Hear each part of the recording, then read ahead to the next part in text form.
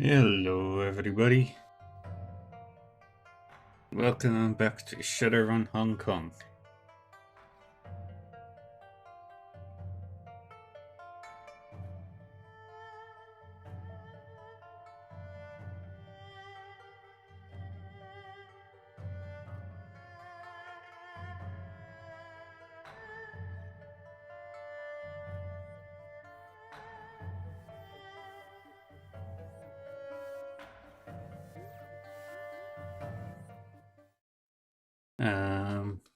I've done the first mission, hard landing. Where I got to meet Kindly Cheng.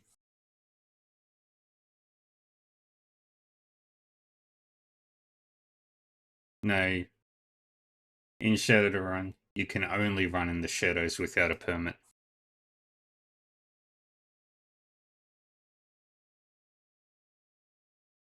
Because you got to get rid of your sins to be a Shadowrunner.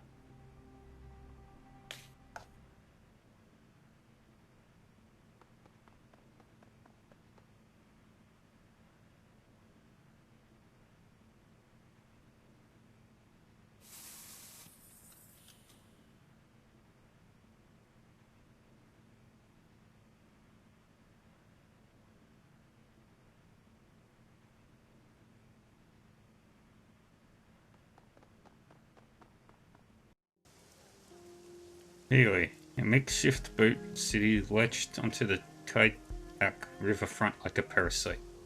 Behind you, a massive snarl and derelict high-rise, as dark and derelict high-rises dominates the horizon. The walled city.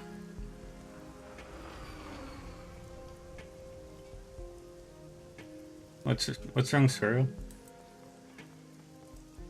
What happened?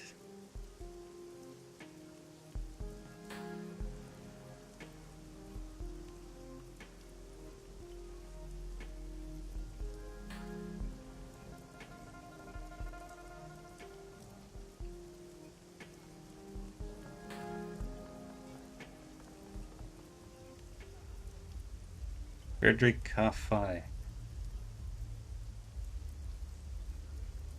So we'll do this first. Go talk to Kindly Cheng.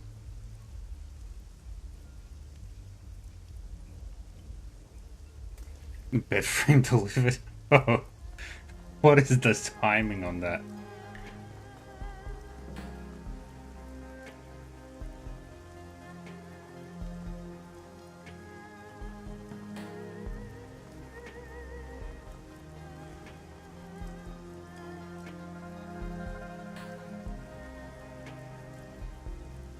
Just off the docks, you spot a sea-worn man with a smile that's almost too wide for his head. His teeth shine white against the thick black bush of his beard. His clothes are a myriad of colors, patterns, and fabrics, a smattering of cultures draped across his body. If there's anything he's clearly advertising, it's the extent of his travels. You see something you like. His voice is coarse. It's like steel wool on your eardrums. Come and get it, because now's your last chance. Everything is on sale. Won't find prices like these anywhere else, my friend. Show me what you're selling.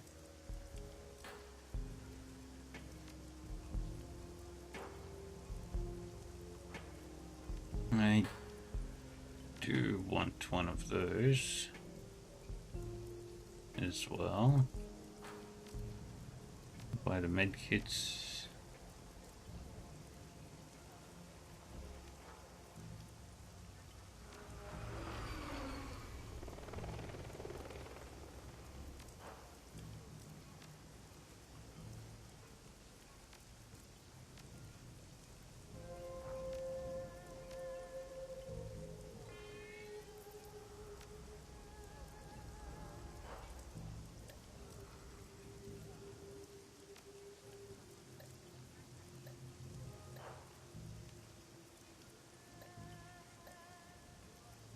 Okay, confirm. Right, now we gotta talk to Kindly Cheng.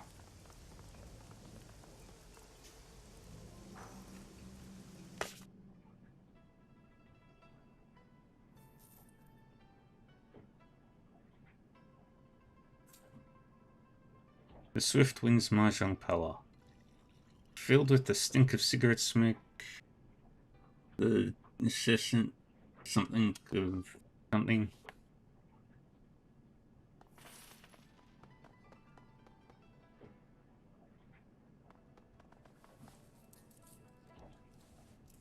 You can feel every eye in the room as you cross the mahjong parlor to the middle-aged woman sitting patiently at its end. The click-clack of ivory-colored tiles stops. Hands stray beneath tables into jacket pockets behind backs. The woman has the face of a prison guard and the demeanor of an inmate. Her salt and pepper hair is pulled into an iron-hard bun, and beneath it, two shiny black eyes offer nothing. Buttons sewn on a doll. A nearly empty bottle of something foul rests on her mahjong table, nestled between a pair of dirty shot glasses. Tiny puddles of brown linger at their bottoms. Gubbert and Isabel stand on the other side of the table, heads lowered, shoulders slumped, hands clasped. They risk a frightened glance at you as you approach. Kindly Cheng's voice is nasal and rusty mean. My little pair of fuck-ups here told me all about what happened on the docks. She dips a pinky into a shot glass, brings it to her mouth, and removes it with a sharp smack. Now, two of my best runners had their heads put out. How you need protection. How you need to get your identities wiped before you get your heads put out too. Potentially leading the heat to my front door, placing me and everyone in my employ in danger. She fingers the rim of her glass. So wise. So very, very wise. The young shaman's eyes never leave the floor. We're sorry, Auntie, we thought... Her black eyes flash. You mustn't speak until you're spoken to, Gobbet, dear. The smile turns mean. And since you're one short hair away from being dumped in the river, chained to Isabel's corpse, I suggest you let your new friends here do the talking for a while. Does that make sense to you, dear? Her treacle voices back, sweet, nasal, and grinding. Dark circles ring Gobbet's armpits. Yes, Auntie. Cheng inclines her head gently. Very good. You learn so quickly. Gobbet kept a very cool head in an intense situation. She's one who led us out of the police ambush. Gobbet's eyes dart from you to the triad boss and back again. A thin trickle of perspiration slides from beneath the ropes of her hair. Kindly Cheng slowly turns, directs her attention to you. Her voice remains cloyingly sleek. I count little Gobbet here among my most resourceful runs, but I admit it's good to have outside validation from time to time. The look of gratitude on the young rat shaman is deeply sincere and exceedingly brief. Kindly's chin lowers and her nostrils flare. And now that you've shared that valuable little tidbit, perhaps you'd be so kind as to keep your fucking mouth shut until you are spoken to. Her voice sweetens again. Can you do that for me? She smiles with her mouth. Her eyes remain cold. I do appreciate it, dear. She pours another drink. Her cheeks are rosy and already flushed. Now, my darlings, I understand from little rat shit here that you came from Seattle to meet with my client, Mr. Black. Wu's jaw tightens at the word client. But before you could find him, the HKPF started splattering grey matter everywhere and everything went to shit. And now you need your sins burnt so you can disappear before you end up dead too. Is that right? Yes, ma'am. Very good. Why don't we start with telling me who you are? Call me Reva. Oh, you've already chosen a street name. How prescient of you. Chen looks at you approvingly. Reva, it's a good name. Has real character. She flutters her eyelashes at you. Now, what is your real name? I mean, you do want me to erase your identities, don't you, dear? I'll need to know who you are first. Anna, I do what needs doing. She rests her chin on her hand. I know the type. And how did you become someone who does what needs doing, Anna?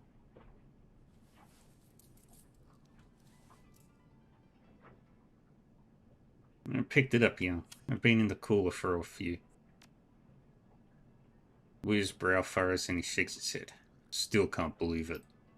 Finally, Cheng whips her head towards Wu, a nasty retort already on her lips. But then she stops, sticks out her lower lip as she sizes him up. She turns to her lieutenant standing behind her, nodding her approval. Looks like the gun show is in town. What's your name, gun show? Wu's focus remains straight ahead. Duncan Wu. I'm a cop. Lone Star.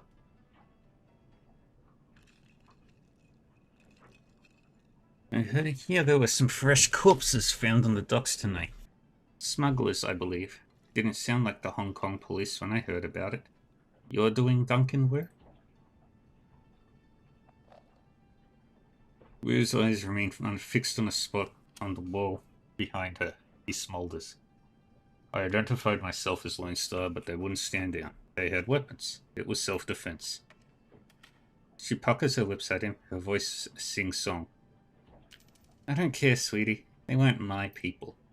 But now I know you're a life taker, Mr. Gunshow. You and your friend here.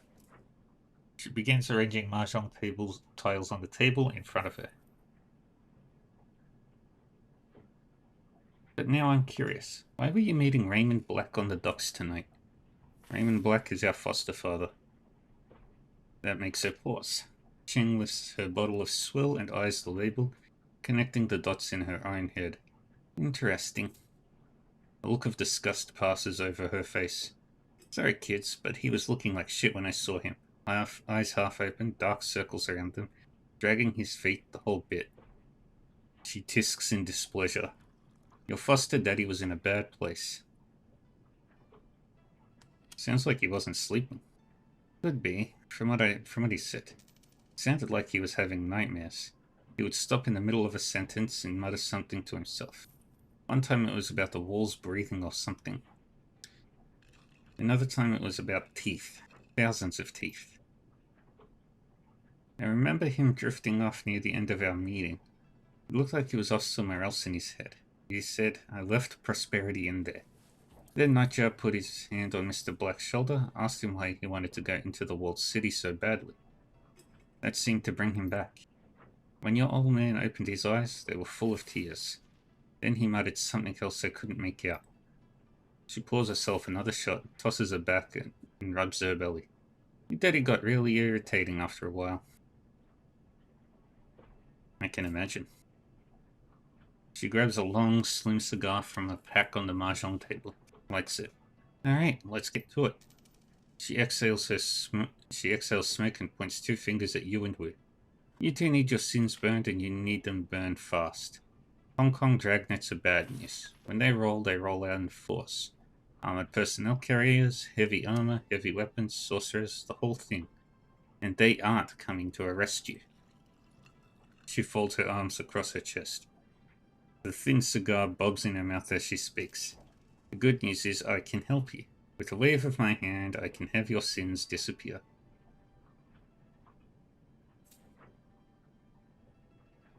But you need to understand, my darlings, is that what you're asking for is not a simple request. Burning a sin isn't just deleting a number. It's wiping all reference to that number from all of the world's largest databases.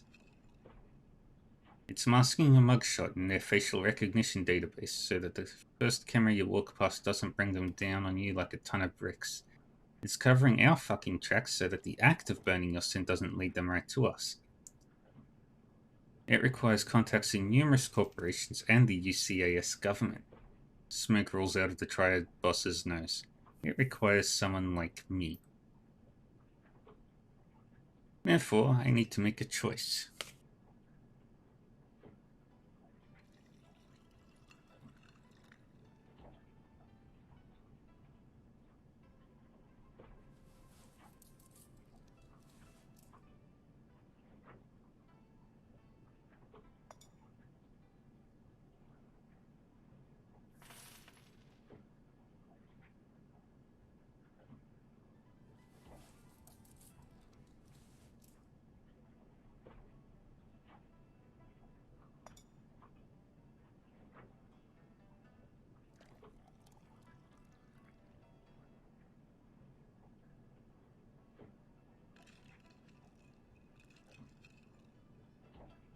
Therefore, I need to make a choice.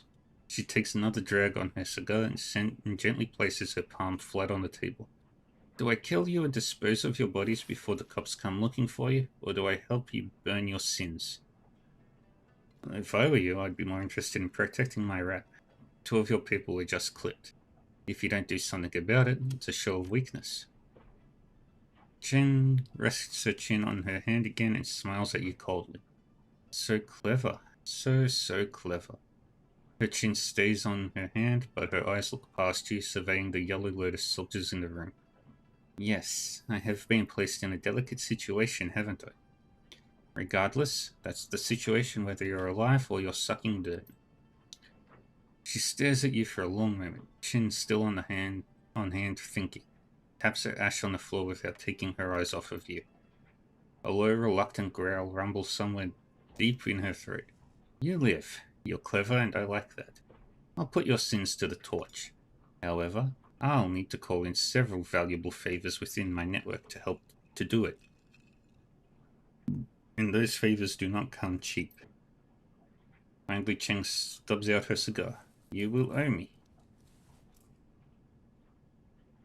What do you want us to do? I want you to deliver a message for me to a business associate in the walled city. The Yellow Lotus has a strong presence inside. Anna. Isabel can tell you all about it, can't you, dear? Isabel grew up in the walled city. Isabel's eyes remain lowered. They collect taxes for the corporations, extort protection money from shopkeepers, run drugs, guns, people. They hurt people. We do those things, yes. But to be fair, we also operate the walled city's black market. You might not be alive today if it weren't for the lifeline that we provide. Isabel clams up tight. Chen picks up a mahjong tile and turns it with her fingers. There's a red pole, sort of enforcer, yes? On the inside, his name is Strangler Bao. Bao is a strong man, a good soldier, but he has forgotten his place. I need you to remind him. You want us to make an example of him? Did I say that I wanted you to make an example of him? No, I want you to deliver a message. She tosses you a memory stick. Bring this to him in my name, and remember that Bao's men are my men, by right. They should all be serving me. Killing them would be a waste of resources. I have no use for dead soldiers. She turns to Gobbet and Isabel. One of you will go with these 2 Westerners to the walled city. Help them locate Bao, show them the ropes. The other will remain here with me. I have several menial and degrading tasks that need doing around the establishment. No matter who goes and who stays, you will both pay for bringing an APB to my doorstep. Yes, Auntie. Yes, Auntie. Now, I'm gonna find out who ordered the hit on Nightjar and do some dentistry on him with power tools.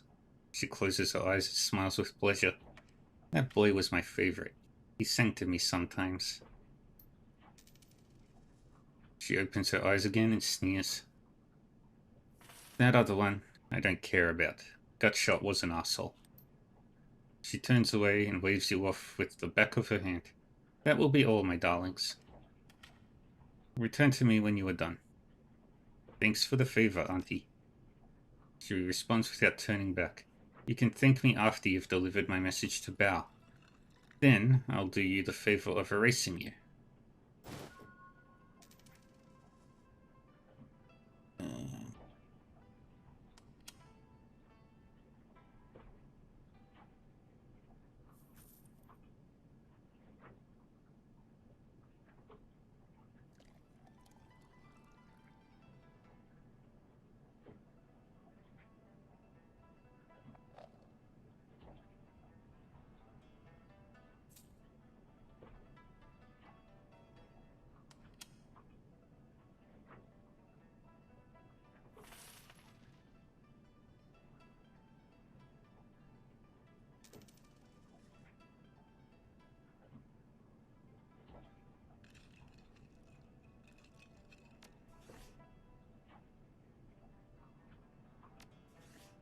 Alright.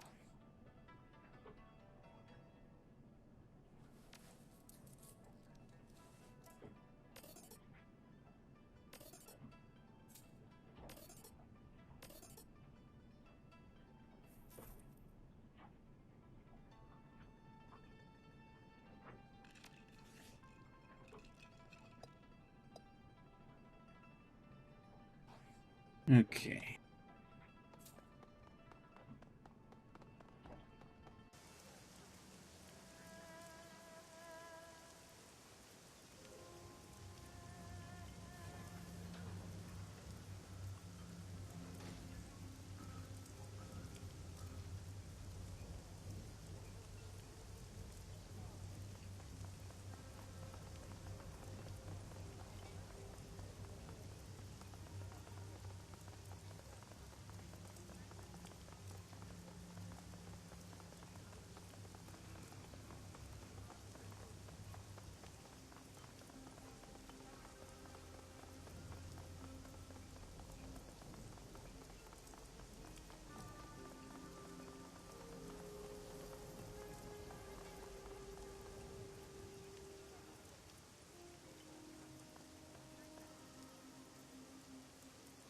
A massive steel security door is set into a bunker-like concrete wall. There is no sign or identification of what this place is. A battered intercom is encased in a cage of welded steel and armored glass. Grainy letters are barely readable on the screen. Chrome Alley, medical services and mechanical repair. Premises are protected by deadly weapons and infectious diseases. There is a crackle of static, then a brusque voice answers. What do you want? The voice's Cantonese is precise, but the accent sounds American. Is this a medical clinic? No, it's a chicken factory. What do you want? I need drones and rigging gear. You want reliable Matthew. He's got to use drone lot out on the docks. And get lost. I don't like strangers. Need a cyber dock. Yeah, that's me. But listen, lady, I don't know you, and I don't like people I don't know. Who sent you? I'm doing a job for Kindly. A job for Kindly, huh? You and every other hood in the con. Come back if you get some wheels around here. Otherwise, fuck off. There's a burst of static and the intercom goes dead.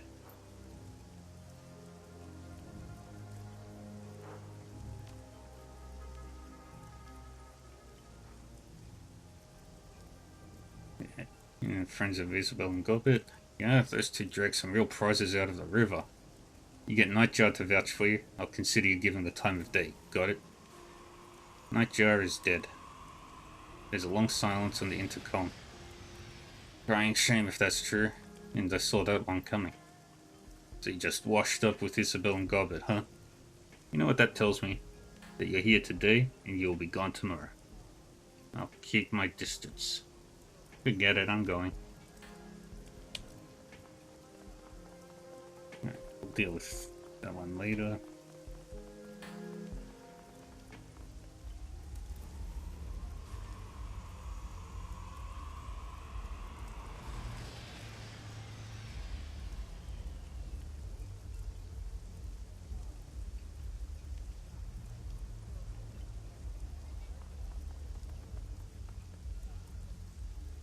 Frederick Carfi. So it's close enough, friend. The club is members and invites only.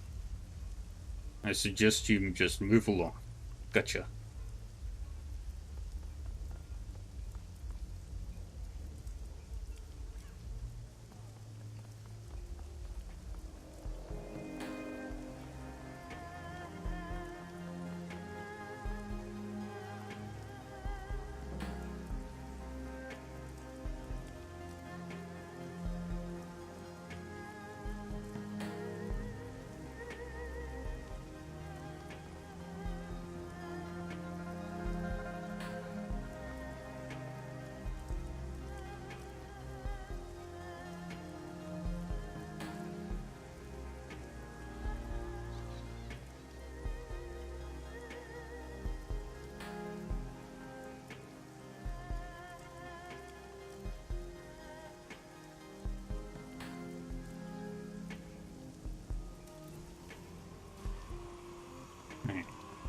gotta finish. Gotta go to the walled city before we can go any further. The thug taps his earpiece, gestures with his head. Auntie Cheng said you'd be coming. You can pass. Uh-huh.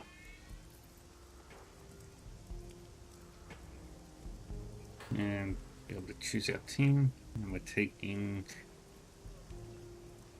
Gobbet.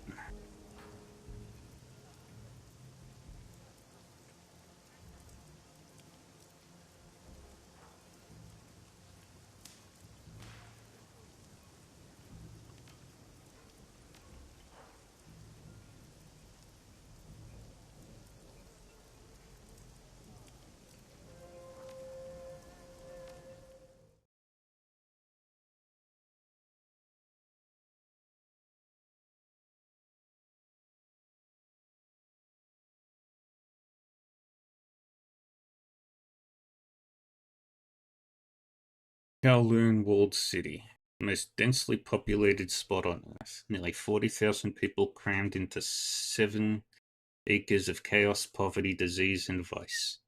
A self-contained city that collects no taxes and provides no city services. Stagnant water sits in temporary wells, trash lies piled on roofs for controlled burns. Improvised structures lean dangerously over populated areas. It's the ideal breeding ground for all manner of illicit trade. Drugs, gambling, black market trade, metahuman trafficking, and everything in between. The only law is triad law. And now you need to enter the septic system of a city. Find a triad enforcer named Strangler Bao and deliver a message from Kindly Cheng. Alright, put out here.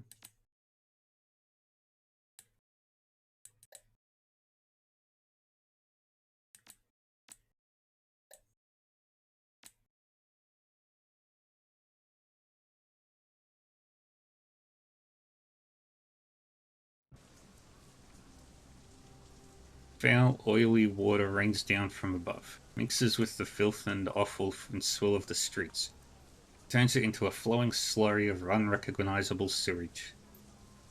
In the distance, the sounds of back alley activity add to the ambience at your arrival. Breaking glass, the crackling hiss of a garbage fire, faint screams of terror punctuated by the occasional gunshot. Sex and business and violence and misery blended into one. Wu winces at the stink, waves a hand in front of his face. Wayman said that prosperity is in the walled city, but I don't see it. Why the hell would he want to set one foot in this place? You got me. As I said, the walled city is the worst slum in the Eastern Hemisphere. Maybe in the world. A rat pokes its head out of a fold in her clothing. Squeals softly. She reaches up a hand to comfort it.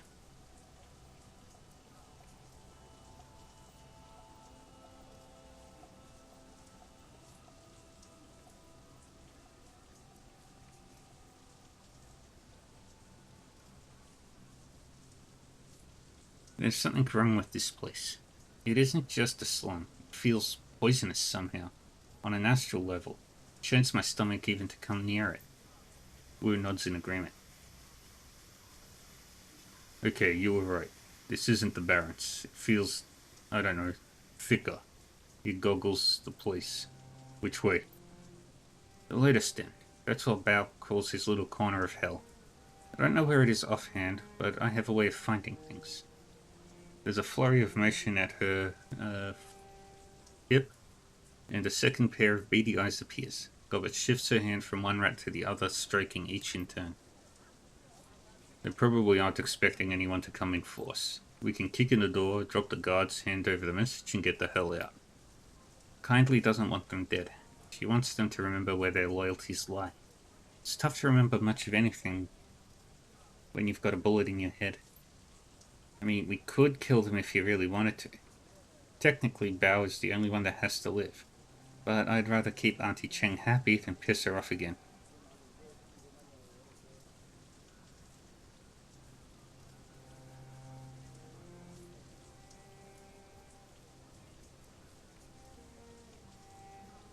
That will be up to them.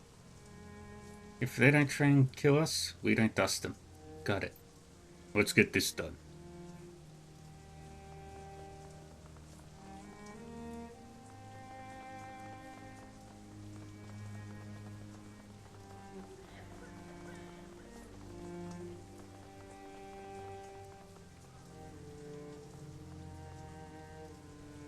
Putrid stench emanates from the remains of this building. You see nothing that would cause it. A bedraggled old woman looks up from her sewing at the sound of your approach. Clothing, clothing, I have good quality clothing for sale. What's the news here? Anything interesting? Interesting? Here? No, nothing changes here. Nothing changes. She settles her weight with an audible harumph. Strangler Bao is the big man now. He is very important. Very important. You know Bao? We'd love to meet him. Well, he requested a suit, and it only took 1 day longer than expected. The bastard refused to accept it. She spits. You see your friend Bao? You tell him he still owes me for my time. I don't sew for nothing. Can't eat air. We'll get right on that. She nods sagely. You see that you do. Now, what else do you want? Later, lady.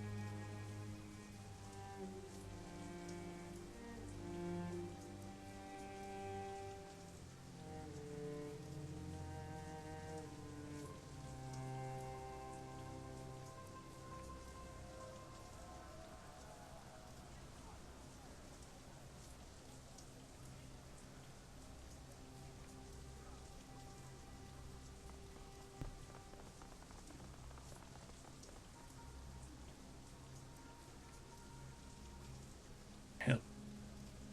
The young woman lies on the ground. She's a bloody mess. Streaks and spatters of crimson crisscross her blouse and mat her hair. Judging by the quality of her clothing and the bag on her shoulder, you would make her out as a student. She's as out of place here as a librarian would be in a game of urban brawl. She struggles to move, but she's clearly exhausted. The dark circles under her eyes that tell you that she hasn't slept in days. When the woman sees you heading her way, her face hardens. You see her hand slip into her jacket pocket. But as she studies your faces, the fear in her eyes gives way to curiosity. You guys don't look like you're from around here. A hacking cough shakes her, but her eyes remain fixed on you. You either. Who are you? I'm a student at HKU. She glances around watchfully, over your shoulder, at the buildings looming above her, into windows nearby. Doing some research. Gotta finish before I can leave. This place is dangerous. What are you doing here alone?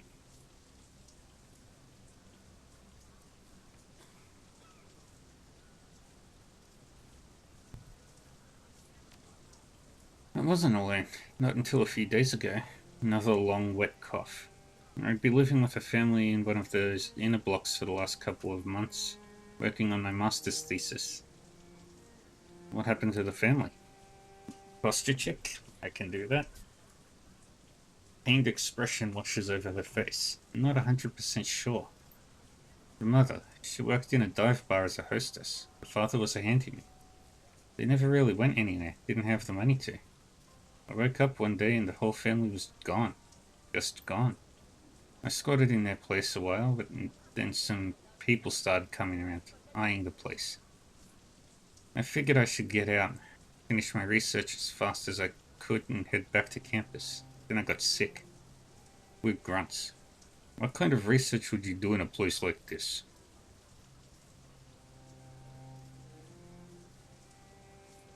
My thesis is about Feng Shui in the Sixth World. And this was the right place to do it. The only place to do it. Otherwise I wouldn't be here. What does Feng Shui have to do with a slum? Everything, I think. Absolutely everything. Rich people hire geomancers to design the interiors of their homes, to attune them just right to achieve balance and harmony. The poor have nothing like that. Leave a slum to fester long enough and you get this.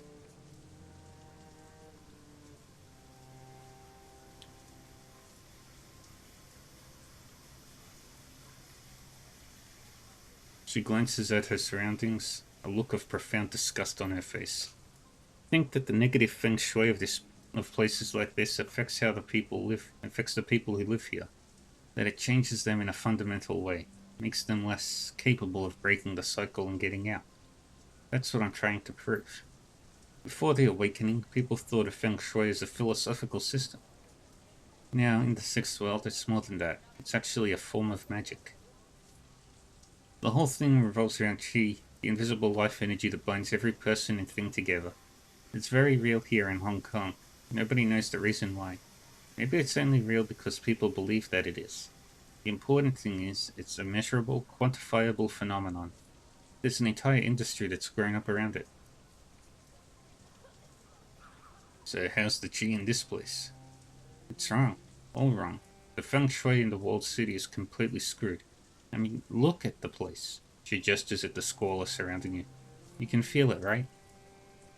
I felt that something was wrong the minute I walked in. Bad qi, huh? Yeah, bad feng shui. Qi needs to flow or it goes sour. Positive feng shui allows that to happen. The woman clears her throat and then lets out a hacking cough. The effort requires a moment for her to recover before she speaks again. You know, I hate to admit it, but I could use some help. I started running and, well, I guess you'd call it an experiment of sorts. Nothing conclusive, just a few quick trials to support my hypothesis before I go into hardcore data gathering mode. There are only a few things left to do. If you could finish them for me, I could get out of here. She holds out a crumpled piece of paper.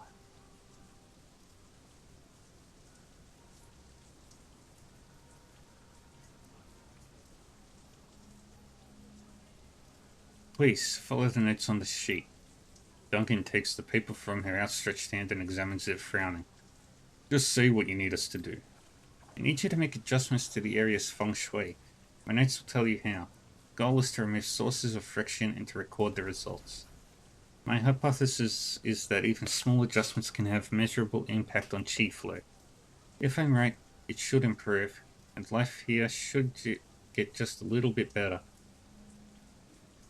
I'll see what I can do.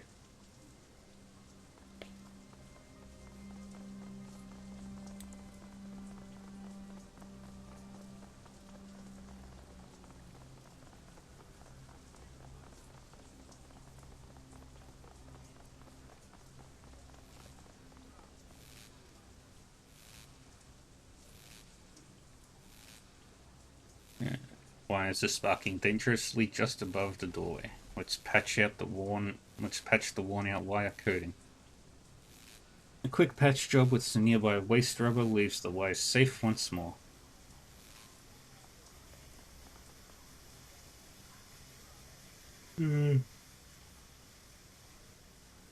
Show me what you're selling.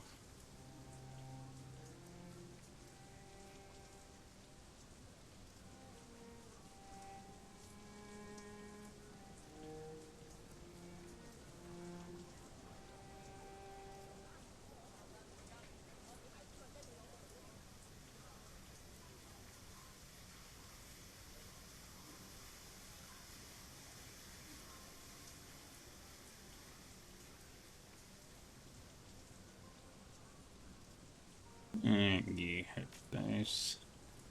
See you around.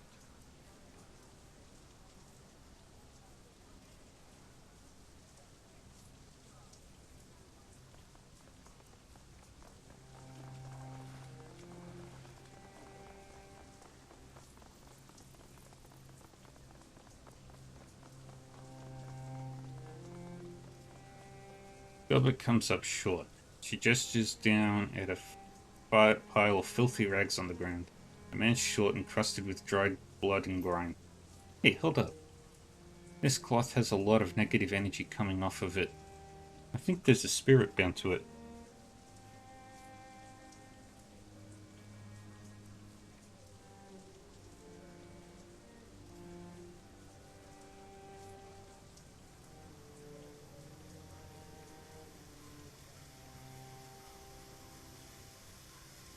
Interesting. Now, we'll come back to it later.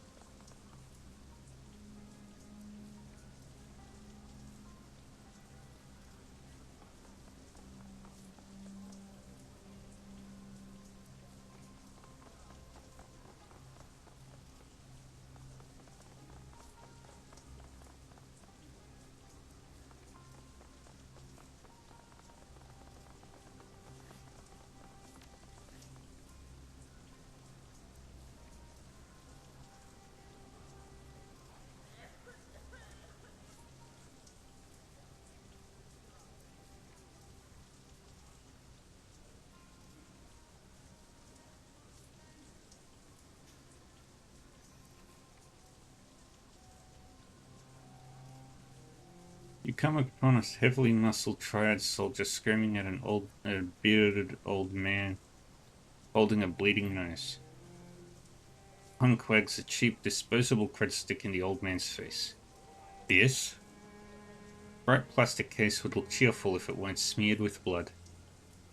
Mwahaha. You got a new bed? This isn't enough. You've got two options, old man. You can find a way to pay me all the money, or you can drag your bony ass deeper into the wall. Find a spot for yourself there, with the pimps and the predators. They should find a nice use for you. Your choice. The old man wails. It's not fair. I can't just pack up and leave. I've been living here 22 years and... is this how it's going to be? He rolls his burly shoulders. Fine by me.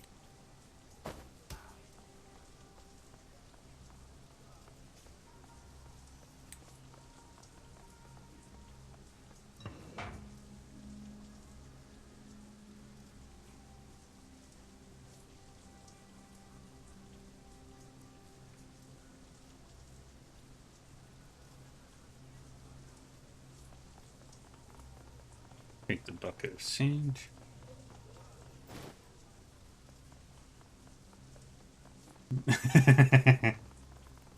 I'm on your ceiling right now. Nice. These tires have been set aflame and have been burning for some time. The smell is awful. Pour the bucket of sand onto the flames. The flames are stifled beneath the dirty sand and soil from the bucket.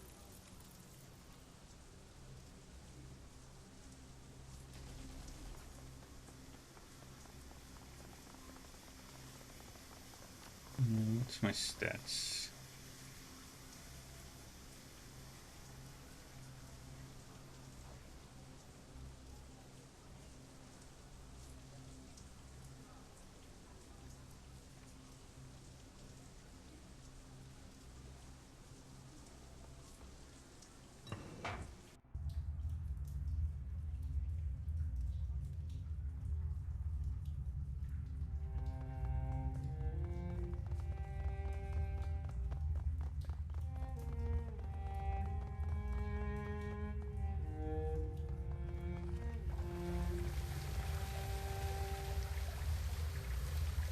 The old rusted water valve might be able to close off the flow of water that's pouring out of the broken pipe. And on the shutter controls, the flow of water ceases. Less clean water will run off into the streets now.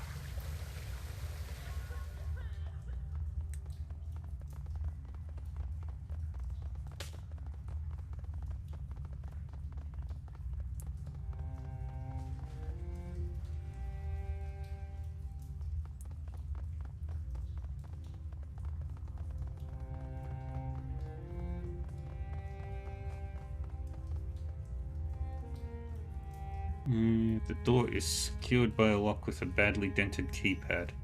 Keys themselves are deeply scored, as though somebody had gone to work on them with a pen knife.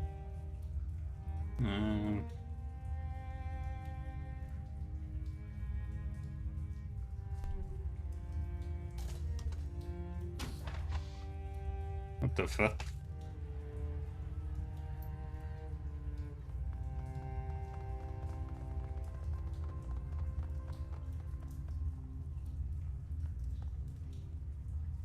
This terminal looks like it might yield something valuable. If you can crack it. I don't have a cyber deck.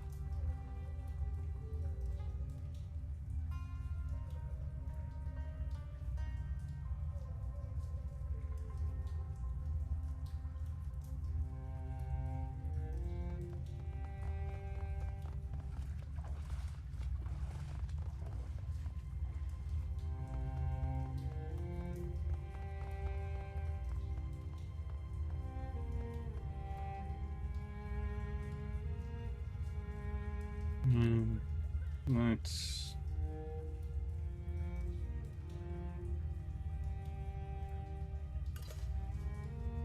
The first one was all vertical, so let's go middle.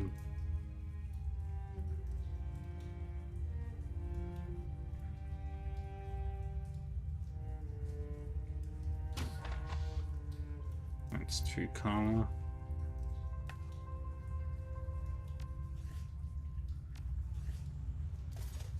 I need...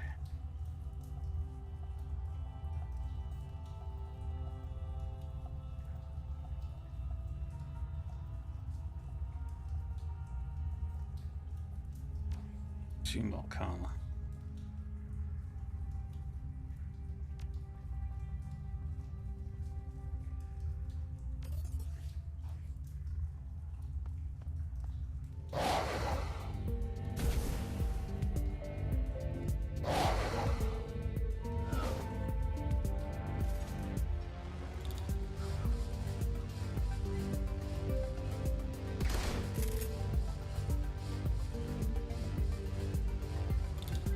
Get over there.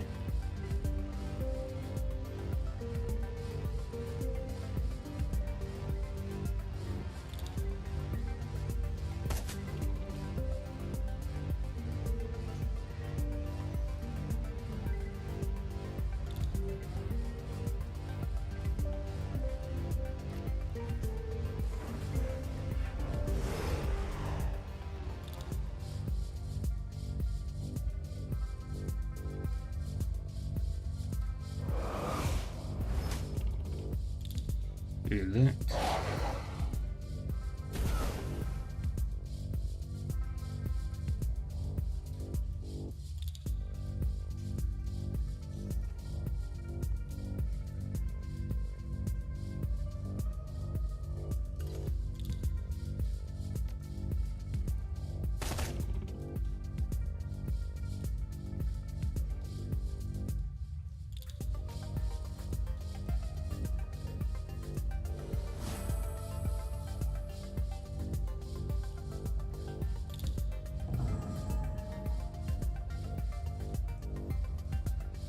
Get over there.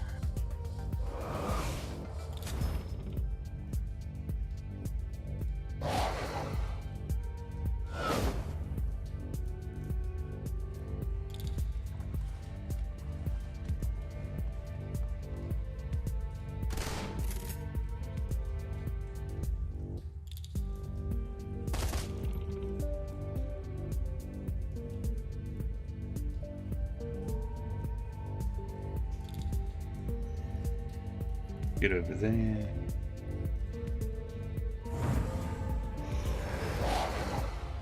Oh dear.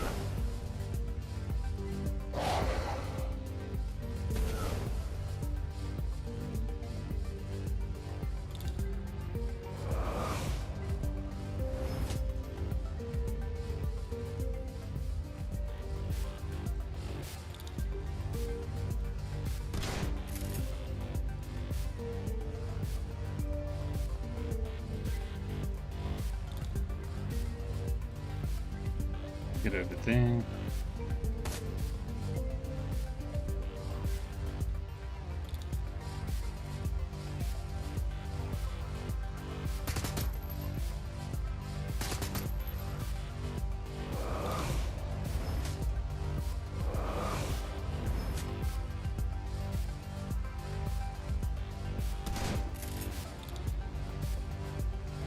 Reload.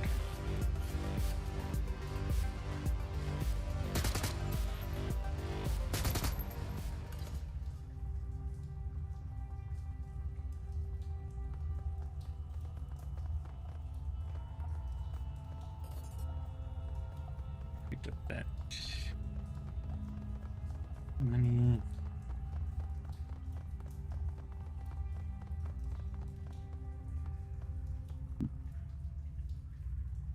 Stubby man with a twice broken nose glances up at you from a pile of gun parts. He offers you a gapped tooth smile. Nice firearms here. Good for protection.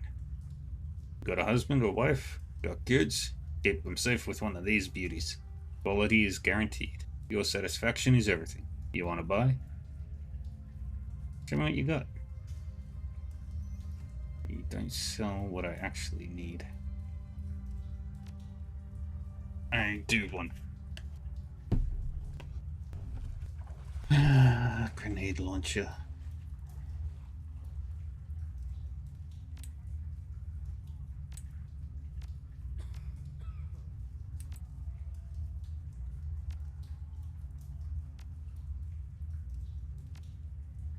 Dang it.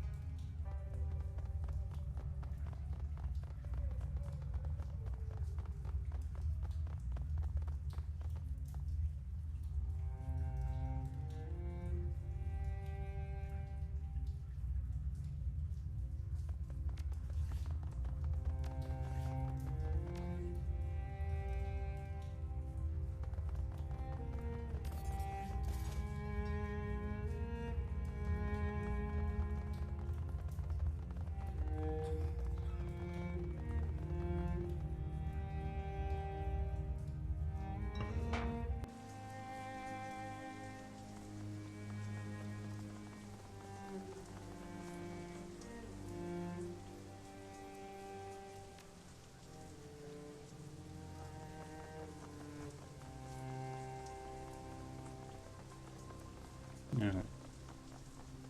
Can go talk with that student again.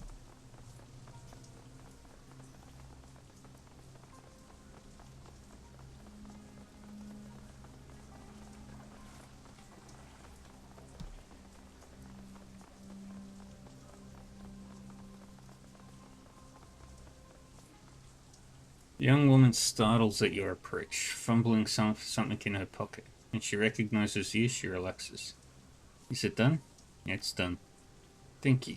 Thank you so much. The young woman sighs with relief. She opens the flap on her satchel, reaches inside, and produces a plastic sheath. I'm not magically active, so I can't see the flow of chi in the area, but I've got test strips. Little sheets of paper embedded with chi-sensitive bacteria.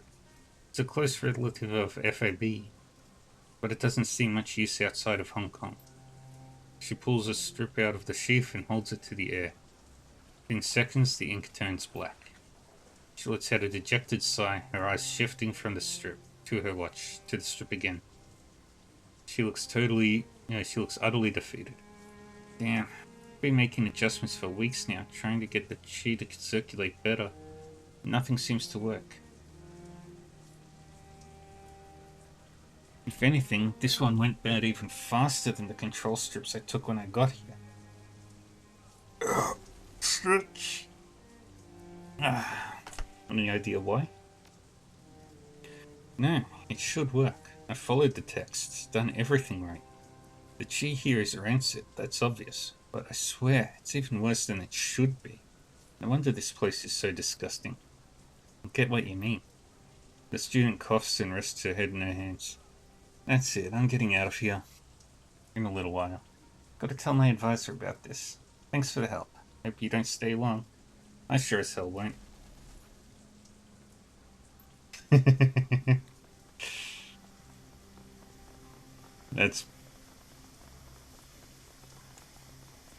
That is a funny visual.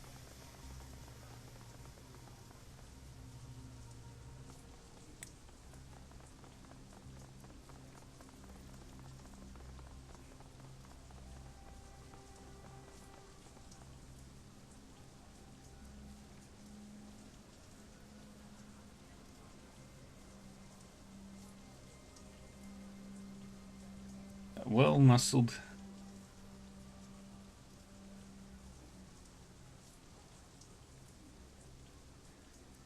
and heavily tattooed triad member looks up from his PDA, bored but alert.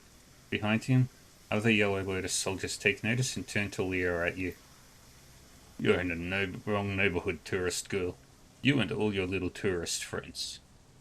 I'm a local jackass. I work for Kindly Chang. We all do. Show some respect. The triad soldier sneers at her. That's so. Then you already know that you shouldn't be here. That fossil doesn't run things around here anymore. His hand strays to his jacket and a conspicuous bulge in the fabric. It could be a gun, a knife, or a blackjack. Best get moving, little girl. Best move before we hurt you all real bad.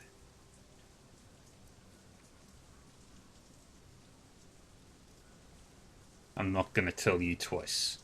We're here to deliver a message to Strangler Bao.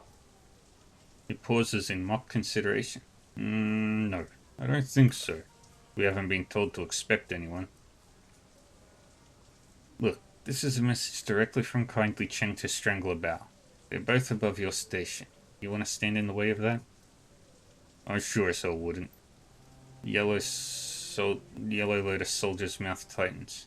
This is a trick. You're just trying to get close to Bao so that you can put a bullet in him. If Kindly Cheng wanted Bao dead, he wouldn't be talking to me. You'd be dead, and an army of Kindly soldiers would be kicking in his door. I'd listen to her if I were you. Turn us away, might piss Cheng off enough for those soldiers to come knocking. The leer drops off his face. He seems to deflate. Sadie, you have a message for Bao, okay? Go through. Just keep your hands where we can see them. Sure, sweetheart.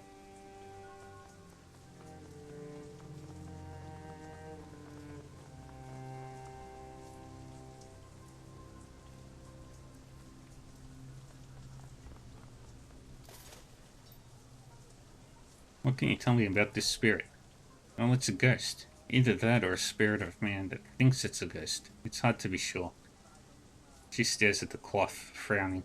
Whatever it is, it's upset. I can feel its anger and sorrow from here. That's all I can get from it while it's hiding like this. I could coax it out of the cloth and talk with it if you want. Maybe it'll lead to something. She shrugs. Or it could attack us and rebel ourselves. There's no way to tell without trying. Go ahead and do it, Gobbet. I want to hear what the spirit has to say. Sure thing. Her eyes go beady and her nose crinkles. Just let me try to establish a connection. The air above the bloody rags shimmers. Slowly, something close to man-shaped coalesces into being. A soft voice echoes out from deep inside, as if it began somewhere else. What is this? The spirit peers at you through eyes as soft and undefined as poached eggs. Where am I? You've shed your body. You're a spirit now. Spirit? I am? It raises its hands to examine them, blank eyes sweeping over the dead flesh. How? What's the last thing you remember? The last thing? The spirit searches the sky for an answer. I was pushed out of my shop, hunted through alleys. The spirit's mouth widens in horror. Bao and his men. I wouldn't pay them. Wouldn't accept their protection. Proud. I was too proud. A cold light flares from somewhere deep in its throat. They tore me apart. Butchered me like a duck. It searches the sky, the ground, tearing at the memories inside itself. As it relives its own death, a network of deep cuts opens in its waxy skin, spattering black ichor on the ground. The cold light within grows brighter, pulses up the thing's throat and into its mouth, forcing its jaw to unhinge like a snake's. Burning radiance pours out of the spirit's mouth. like vomit, spattering to the ground in an ectoplasmic flood of anger and despair. Maybe you can help us. Help? It looks confused, lost. I can. You can get us past Bao's guards and into the walled city, so we can find him. The spirit's eyes roll in its head and it shudders, struggling to let the passion dissipate. I had a friend. It squeezes its eyes shut as it struggles to remember. A smuggler of animals. He had a space. Hidden. Secret. Yes, spirit, tell me about the secret space. An entrance in the sub-levels. The spirit clasps its head in its hands. A chute, a door, red paint, and numbers. 5465. 5465. Thank you, spirit. The entity squeezes its eyes shut and turns away. 5465. 5465. 5465.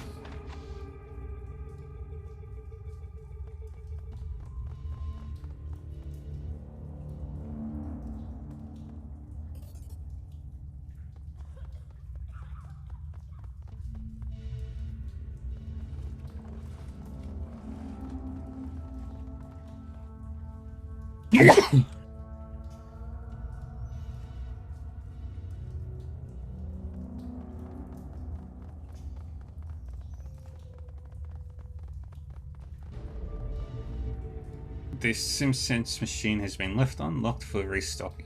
There's a packaged data chip still in the tray.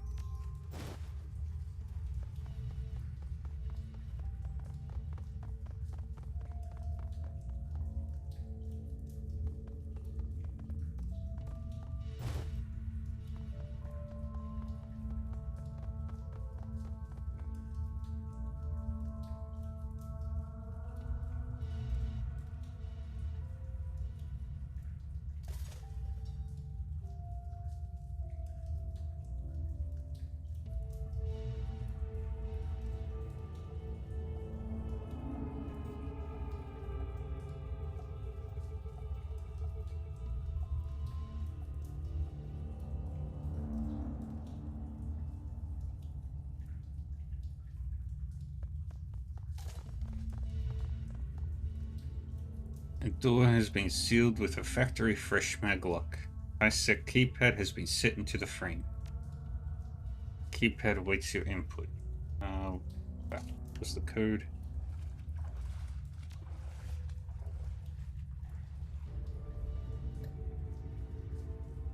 Six 6378.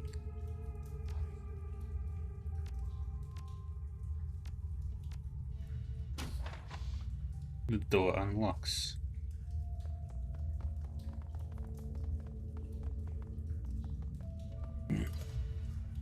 A large man in his 50s stands waiting. His heavily tattooed arms held in a fighter's stance. His bone structure is heavy. Corded muscle stands out on his arms and chest. In his youth, he must have been enormous. He doesn't talk so much as emit a low rumble. Don't know how you got in here, but you've got my attention. Good. I have a message from Kindly Cheng. A message from Cheng? Can't wait to hear you mangle it. Chuckles to himself. You speak Cantonese so well, but before I hear it, I have a little message for her too.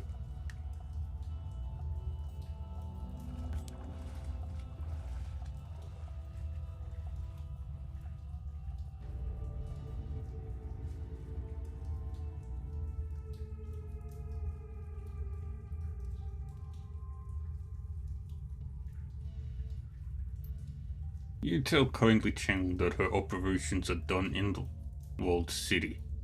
Strangler Bao has given himself a promotion, and if you tell her that if she sends any more errand girls to visit him with another message, Strangler Bao is going to send them back in a box.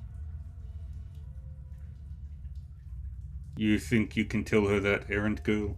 Or should I write it down for you in English? Alright, we got some ads playing, so we'll wait for the ads to finish.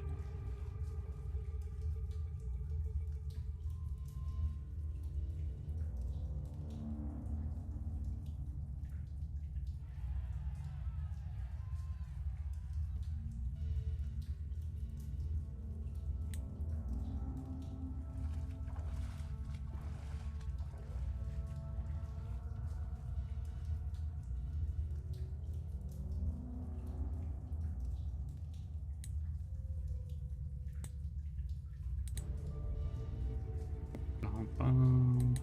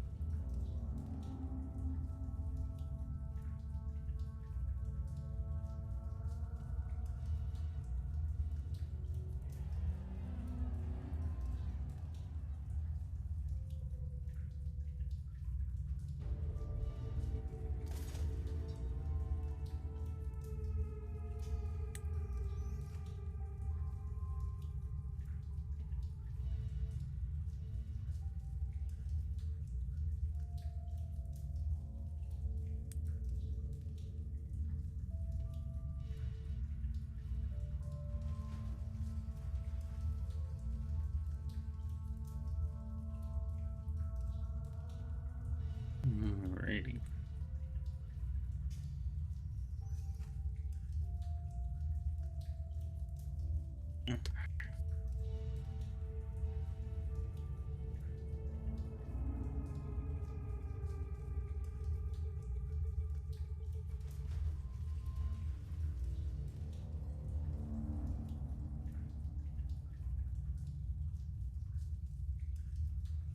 And we are back from the ads. Welcome back, everybody. Just slot the stick, listen to the message, and I'll be gone, okay? I don't get to hear you butcher the message. I'm sad. He grabs the small plastic drive from your hand, slots it into his tread player. Kindly Cheng stands erect, speaks directly to the camera.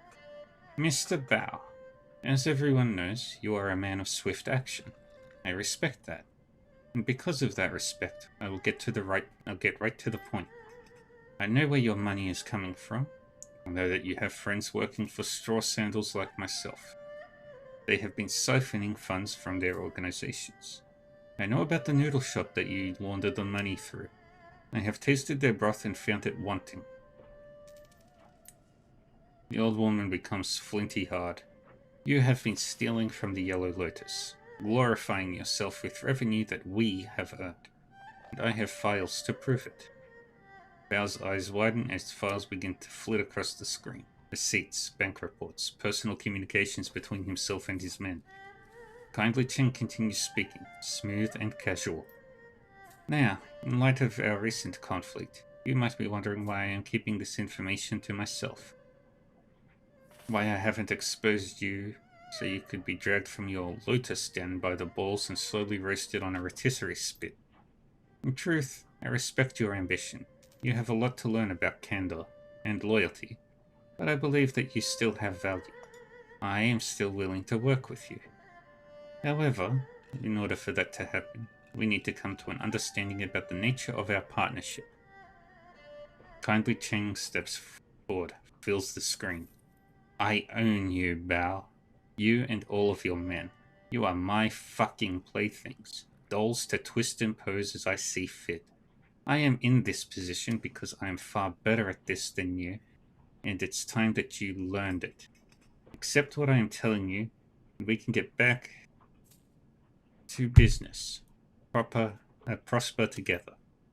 But if you continue your little rebellion, I will mail tiny pieces of you to your children and take their picture as they open the package.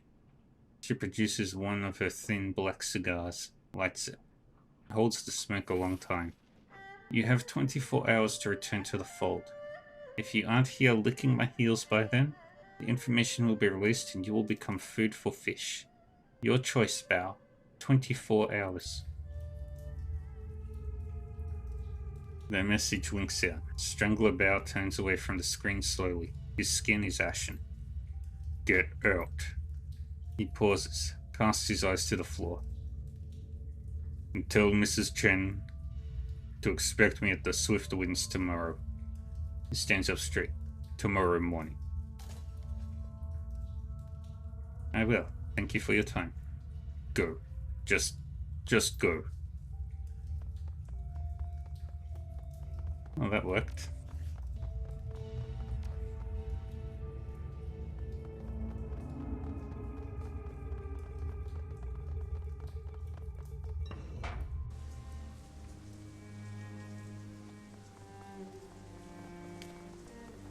I can't do anything else.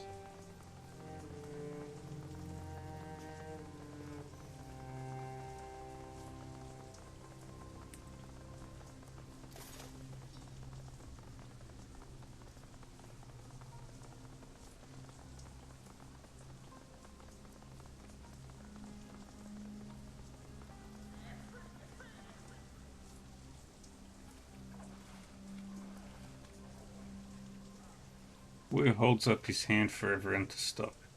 Turns to the two of you and hooks his thumbs in his belt.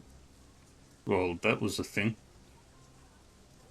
Never thought I'd be shuttling messages between criminals in a Hong Kong syndicate. Can't imagine what Raymond would have wanted in the walled city. This place just feels wrong. No kidding. There is something off about it. This place makes you feel like your life has no value. Like there's just no point to anything. He sighs and looks at your companion. Great life you have here, runner. Gobbett ignores the barb and scratches her head. Can't believe it. We actually delivered the old lady's message without anyone dying. I've had enough of dryads. Let's get out of this pit. I'm with you, Gunshow. I don't need to see this place ever again. Gunshow? Seriously? Wu's goggles pan down, come to rest on Gobbett. Well, that's not gonna stick, is it? Turn to Healy.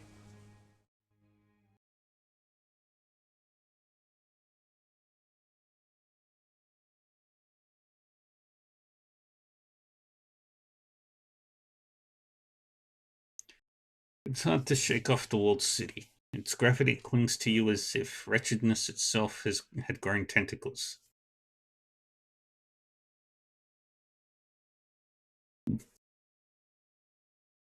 The sounds of suffering subside, but their echoes still thrum your insides.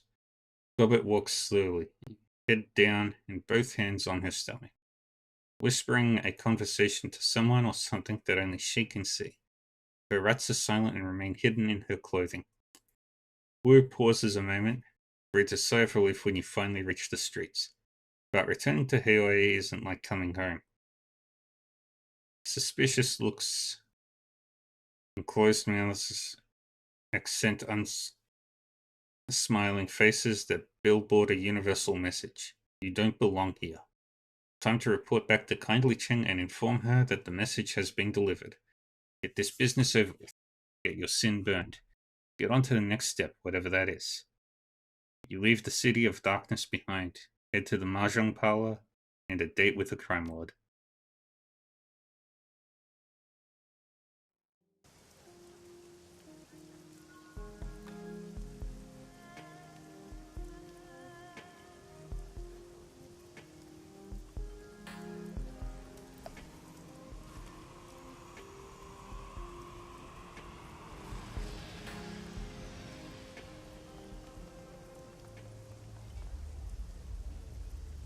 A large X fashioned from overlapping straps of peeling duct tape. Now, let's go talk to Mrs. Cheng.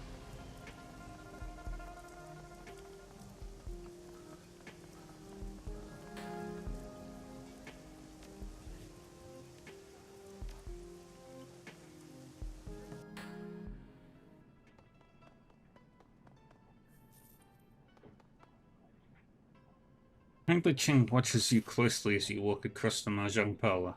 As you approach, her lieutenant leans in, brings her mouth close to the triad boss's ear. Cheng smiles and nods, her eyes never leaving you.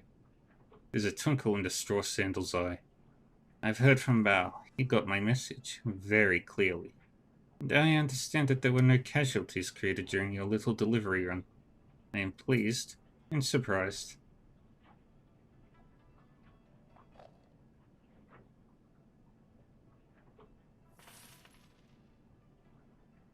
I get that a lot.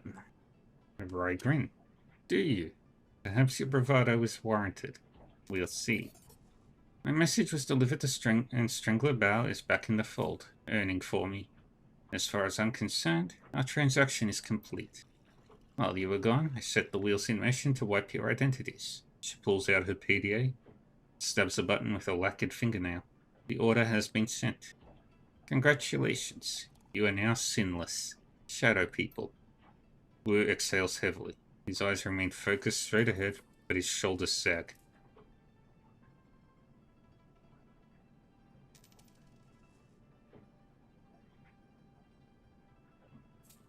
I didn't like the way my life was going anyway.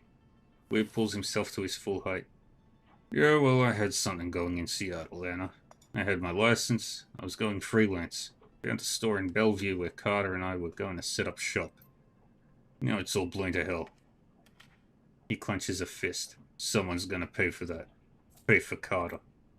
Whoever gave the kill order on Carter also forced us to give up our identities and took Raymond. Wu sets his jaw firm. That's all I can think about. Finding who did this. Finding Ray. Kindly Cheng holds up a hand.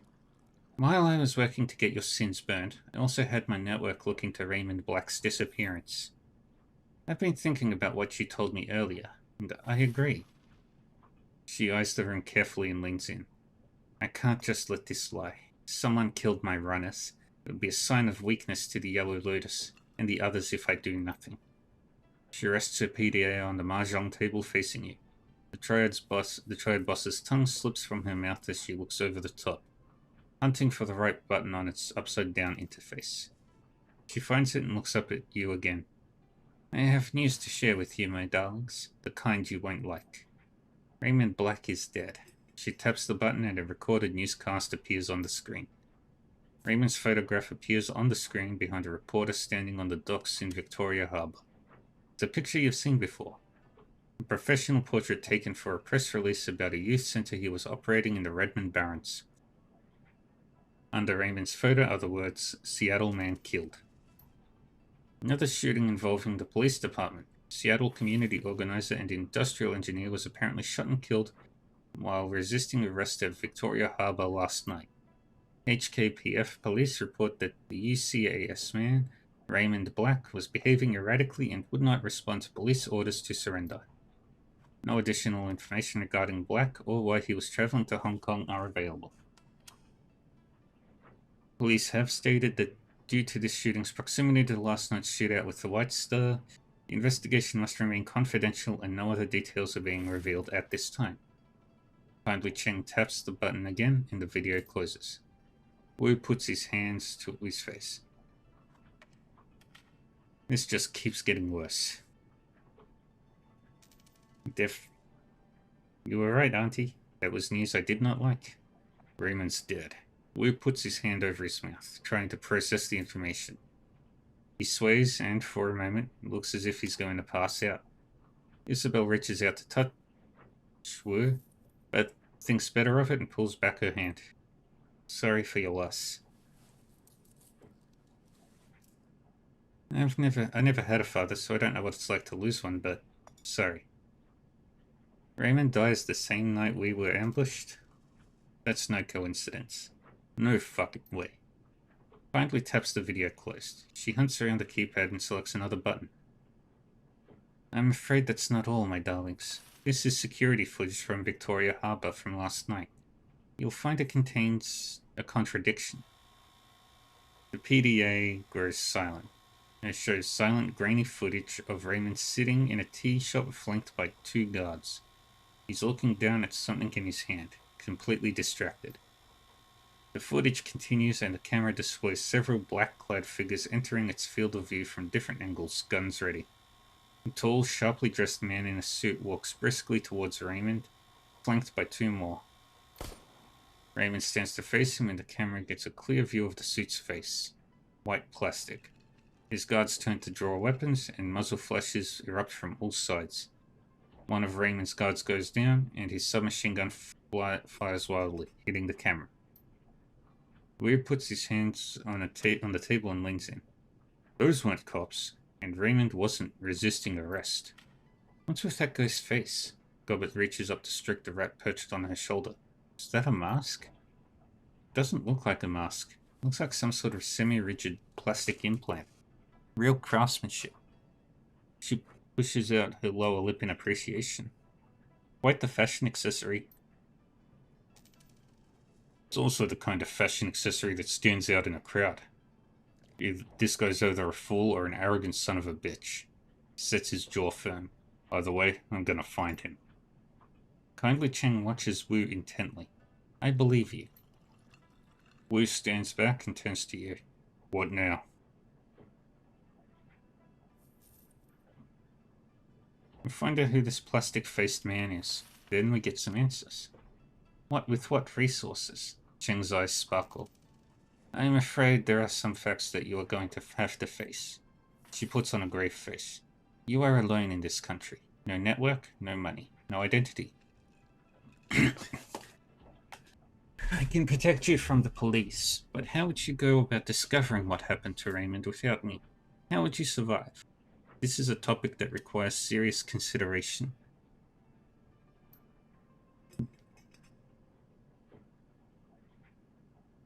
Kindly wipes her hand across a stack of tiles, spreading the ivory-colored pieces across the table. You've had a very long night, my sweets. Very long. And frankly, you all look like shit. Rest now. I promise you safety in my town for the night. We'll talk about the plastic-faced man tomorrow. Kindly gestures to Gobbet and Isabel. Ladies, go find our new friends a place to bed down in that rat's nest squat boat you call home. We'll talk after you've slept. Figure out our next steps together. Yes, Auntie. Yes, Auntie. Thank you for your help, Auntie. Of course, my sweet. Kindly Cheng smiles and her black button eyes flash cold. What are friends for?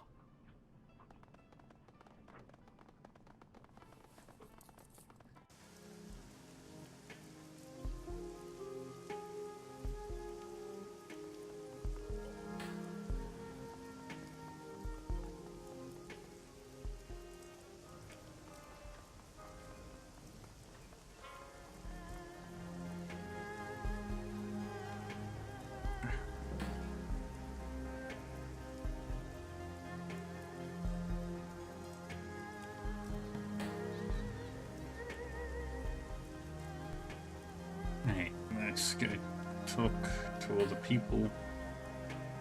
See if anything advances. And we'll do the hydrate.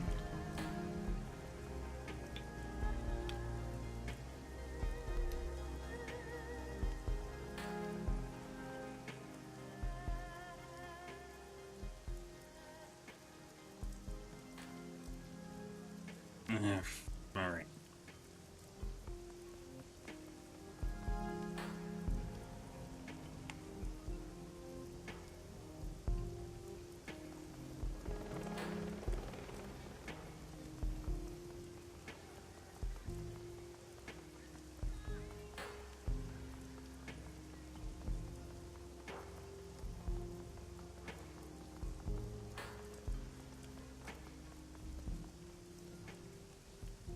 original name has been sloppily painted over with black paint. Newer but somewhat weathered characters have been painted in bold brush strokes and read Bolt Hole.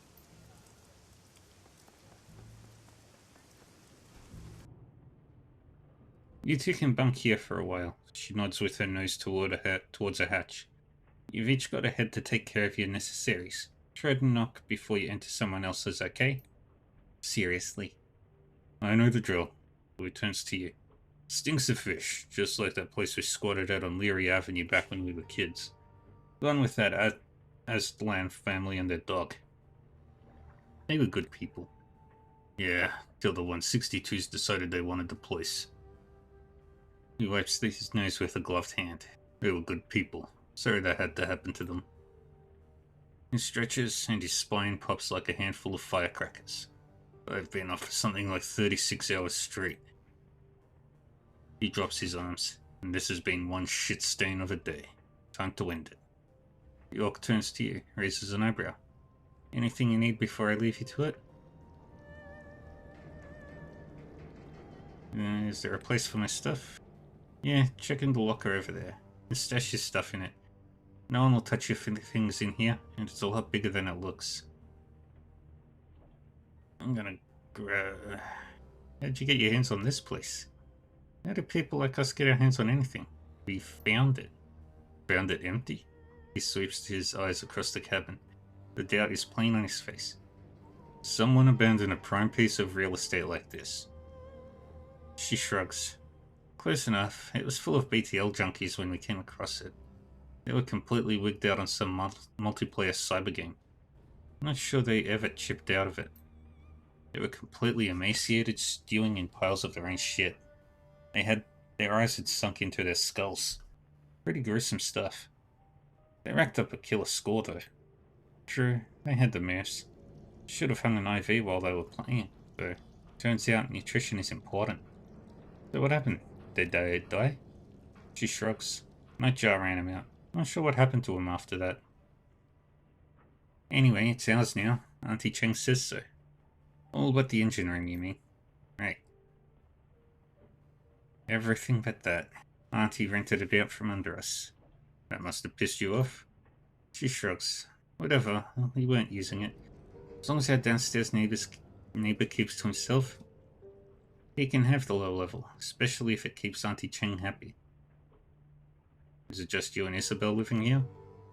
Yeah, Gilbert's mouth screws up a bit. Now that Nightjar and Gutshot are gone, it's just us. The squeal of metal grinding on metal rips through the boat. Sounds like it's coming from the level below. And the creepy Russian guy renting the engine room downstairs. Nothing to worry about. He mostly keeps to himself. She checks her PDA. He'll stop soon. He's usually quiet by now. I think I'll have a look around. Okay, but get some sleep soon. You look like you could use it.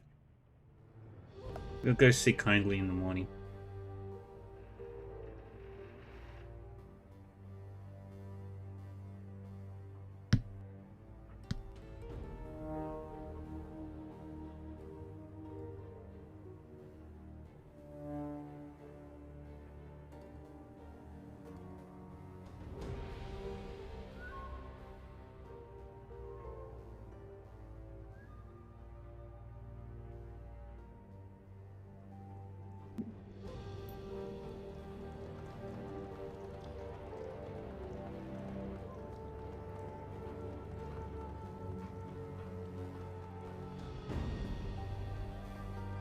That's my room.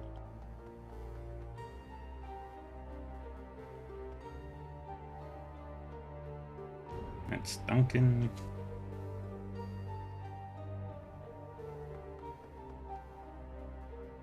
Hey Anna, I got some things I gotta take care of here. Let's talk later.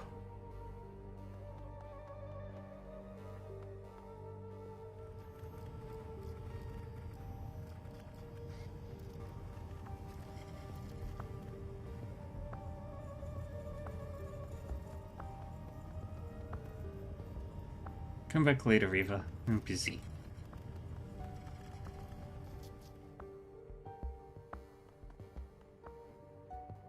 Hey, Seattle. I'm not really in the mood to hang out right now. Heavy stuff going down, you know? Oh, it'll be fine, but for the time being, I'd rather be alone. We'll talk later, though.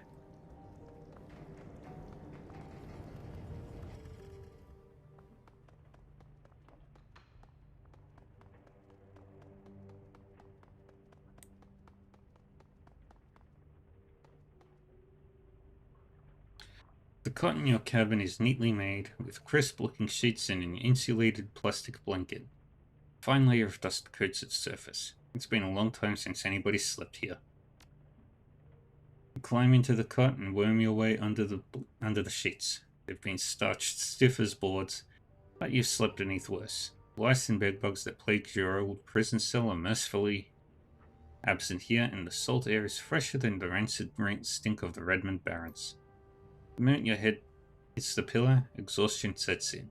You can barely keep your eyes open. Sleep washes over you like a warm bath, and everything goes black.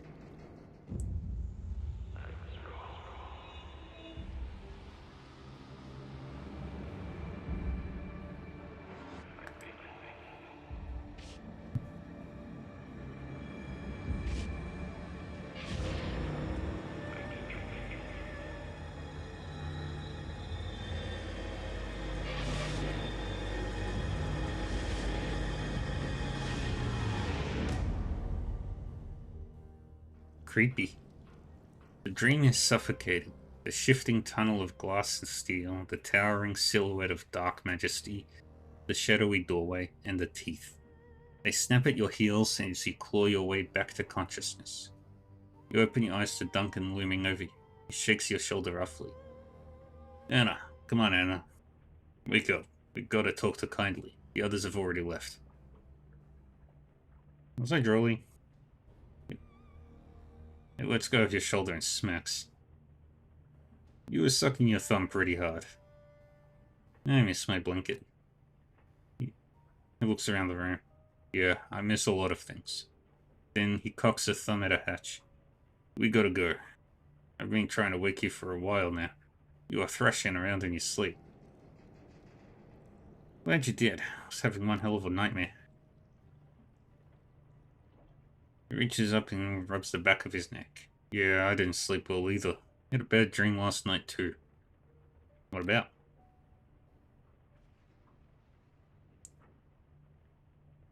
Shrugs. I never remember my dreams all that well. It was probably motion sickness.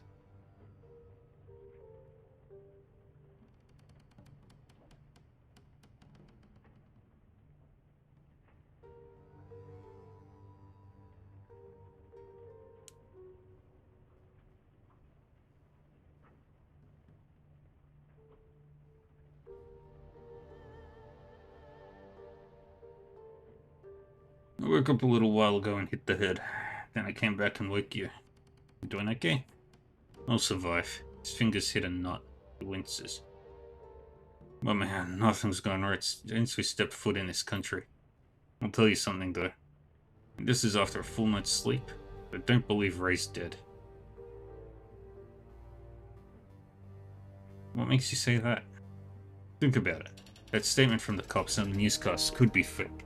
Ours was, and the surveillance footage never saw Raymond get shot. The camera was hit by stray gunfire. His passion is intense but contained, focused. Raymond's alive, Anna. I know it. You make a good case, Officer Wu. He smiles. His teeth are white and straight, perfect. Should have been a detective instead of a headbuster, right? His smile fades. God, I feel like I'm 12 years old again, squatting on a stinking trawler. My partner's gone, Raymond's gone, hell, I'm gone. I don't even have a name anymore. And I can't even go to sleep and hide from it all without having a nightmare. His jaw tightens and his teeth grind so loud you can hear it. What else is going to be taken away from me?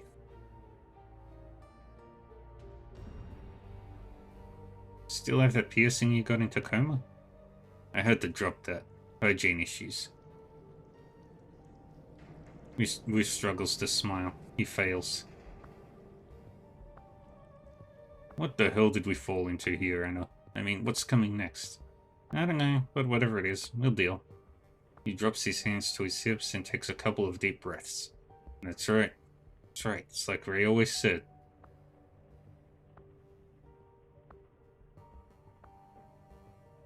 Life is improvisation.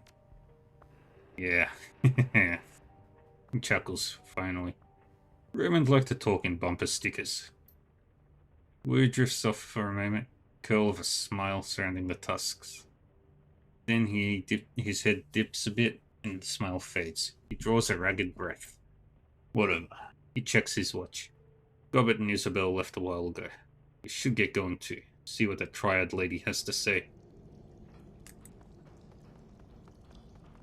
And let's go talk with Kindly.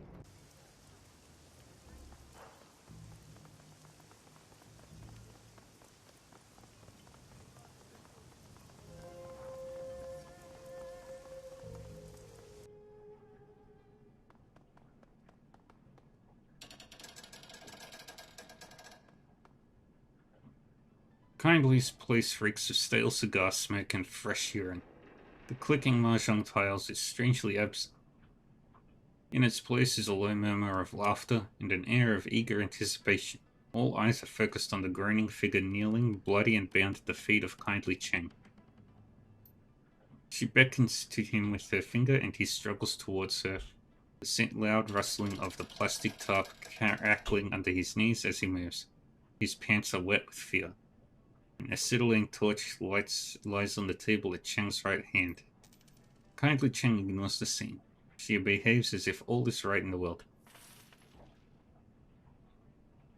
How did you sleep, my little ones?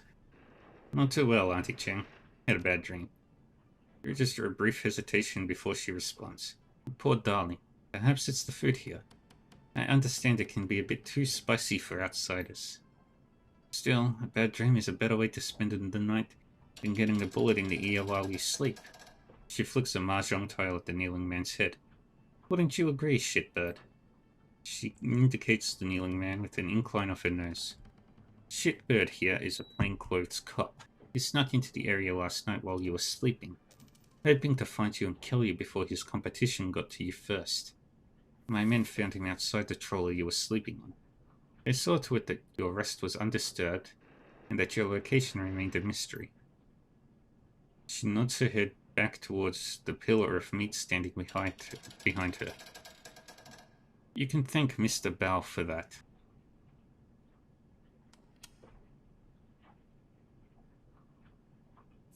Thank you for guaranteeing our safety, Mr. Bao. Bao inclines his head, 1/4 of an inch.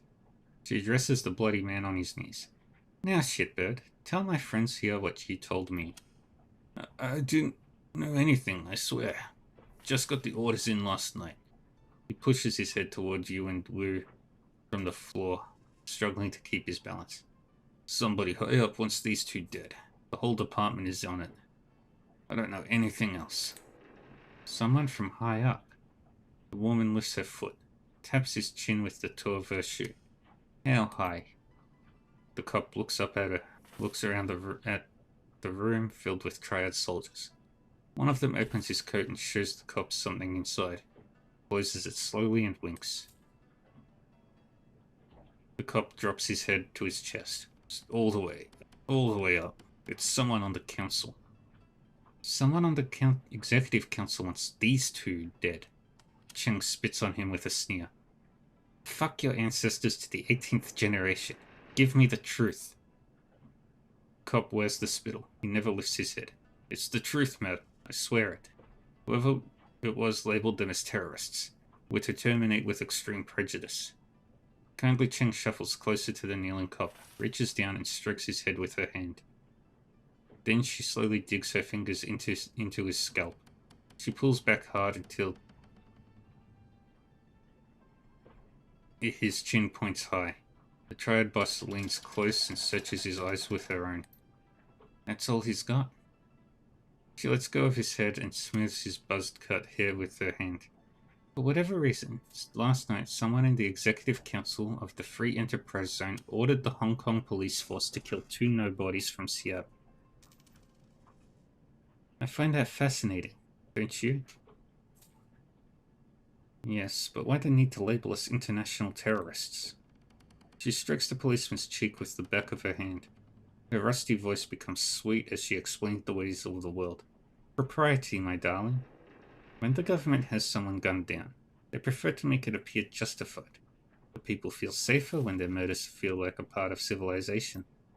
My, but you have definitely fallen into the deep end of the pool. Seattle isn't like Hong Kong. There, the megacorps control the government. Here, the corps are the government. The Executive Council is chosen by the Corporate Board of Governors. Basically the legislative and executive branches of the Hong Kong government in one tiny package. 8 people call the shots. Neat and efficient. Kindly Cheng steps back from the cop and lights one of her thin black cigars. For the wage slaves and the civilian sheep, corporations are a pantheon of gods who wield absolute power. She looks around the room, but not for us. The triad woman takes a long pull from her cigar and taps her ash on the kneeling cop's head. Who else knows about my guest's visits to Haoi Shipbird? No one, madam. I hadn't called it in yet. I wanted to kill them for myself. No one knows they're here. I swear it. She turns to her enforcer. Mr. Bao? Mr. Bao fiddles with the PDA in his meaty hands. He's telling the truth. No outgoing calls on his PDA. Very good. Thank you, Bao. She nods at the cop. Thank you for your honesty. In one smooth motion, Strangler Bao produces a silenced pistol, fires it once into the policeman's head, and replaces it in his jacket. His face never changes expression. I was wondering what we were going to do with him. Cheng takes a drag on her cigar, indicates the body. He knew, my darling. He knew. She balances her cigar on her shot glass, picks up some mahjong tiles and begins playing with them absently. It is clear that our friend Raymond Black was up to something involving the walled city. Something having to do with prosperity. And this executive council member wanted Raymond dead for it. She stacks her tiles one by one. Click, clack. Now they want you dead for it too. Click. This plastic-faced man may show up on your door one day too. She knocks the pile over and clatters to the table loudly. I have a proposal for you, my sweets. A smile lights up her dead black eyes. Work for me. With Nightjar and Gutshot dead, I find myself with 2 job openings. Fill them. I have need of deniable assets here. Players unaffiliated with the Triads who can take care of some of the more unsavory business needs about town. You've proven yourselves resourceful, and you have no existing connections here. That can be a positive in this line of work.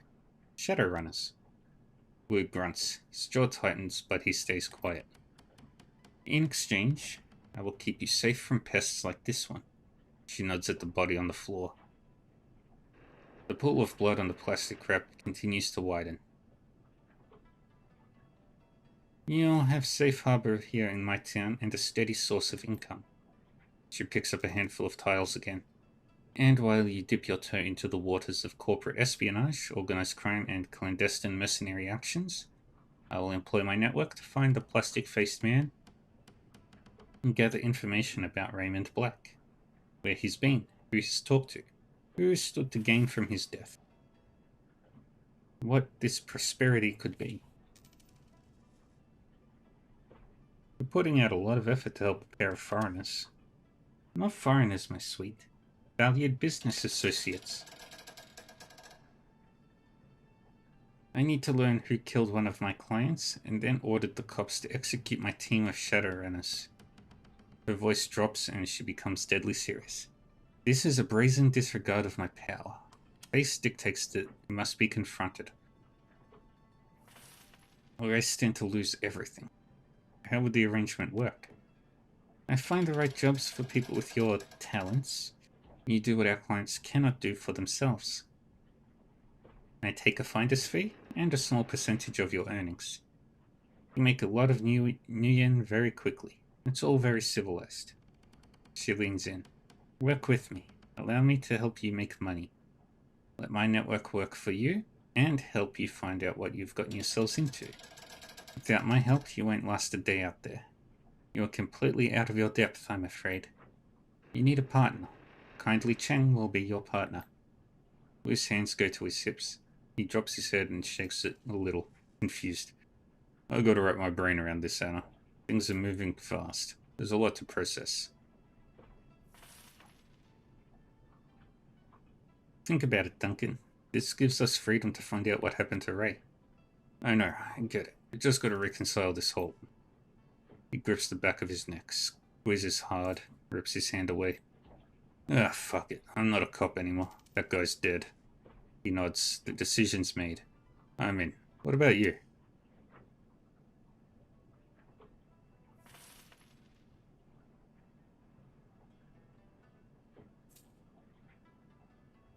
I'm in too. Didn't have anything back. No. I think Ray's alive too. Let's run the shadows and figure out what happened to him. Raymond is alive. I'm sure of it. So I'll run the shadows as long as Auntie Chen keeps her up at her end of the bargain and helps us figure out what really happened to him. Then I'm gonna find my father. Then it's done. Coyote is now open to you. She gestures to her lieutenant, who raises a finger to her ear and whispers into her sleeve. First order of business, Reva here has already chosen a street name.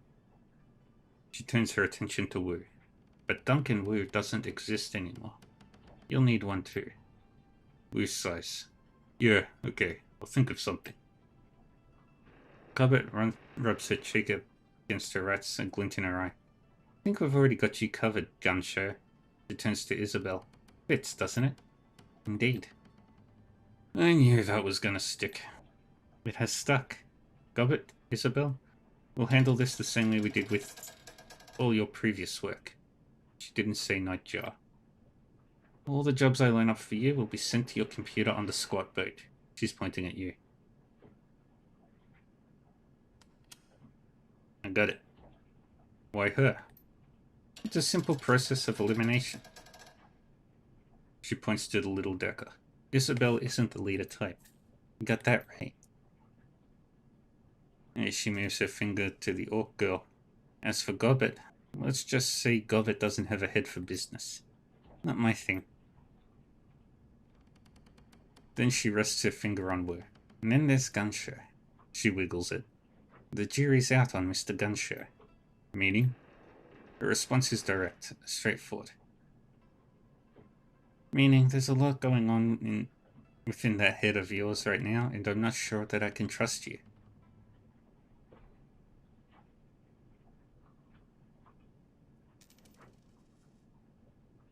Gunshow will be fine. Trust me. Kindly Ching makes eye contact with you and holds it. She keeps it steady for a long time. Wu doesn't notice. Don't worry. I'll be cool, Anna.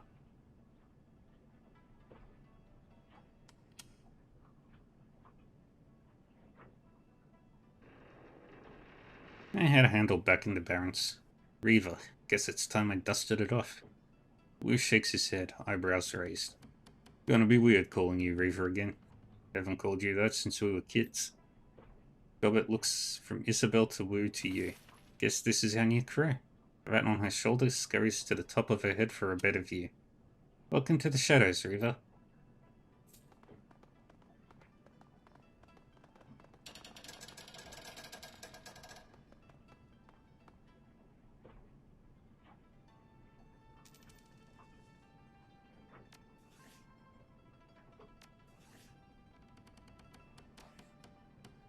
Alright. As you lead your team through the shadows, your companions will continue to develop and learn new combat skills. Clicking the icon in the lower right corner will open your crew advancement menu. When this icon is highlighted, one or more of your companions is eligible to learn a new combat skill. Each advancement level, you may choose one or two possible combat skills for each of your runners. Choose wisely.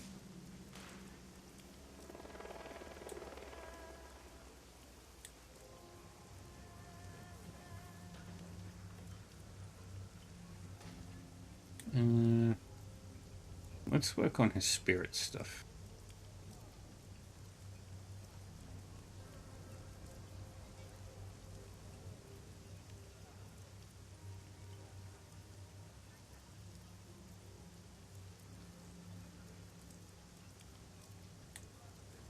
Let's do that one.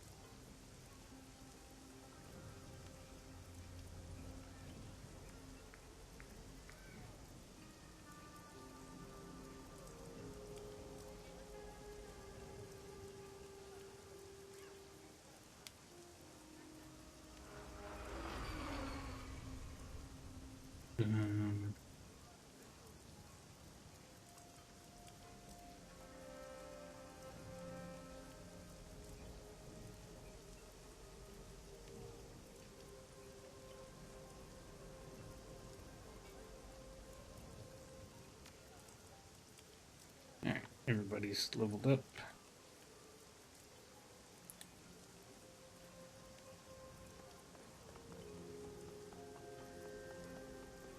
Alright, now we go through the town.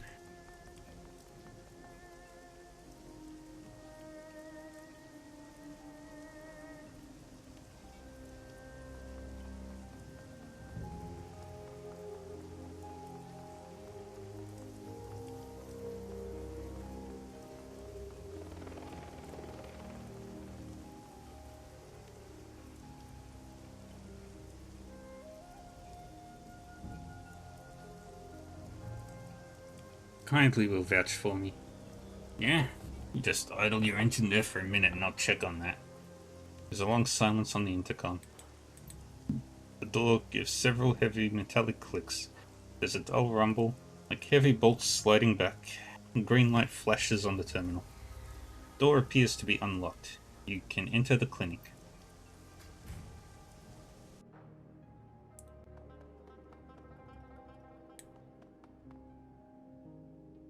Clinic looks like it just hosted a party. Spindly mechanical arms swing from unobtrusive wall mounts, pulling down crepe paper ribbons and scooping food platters and empty beer bottles into biohazard bags. A severely crippled Caucasian man sits in a wheelchair amidst the maelstrom of mess and robotics.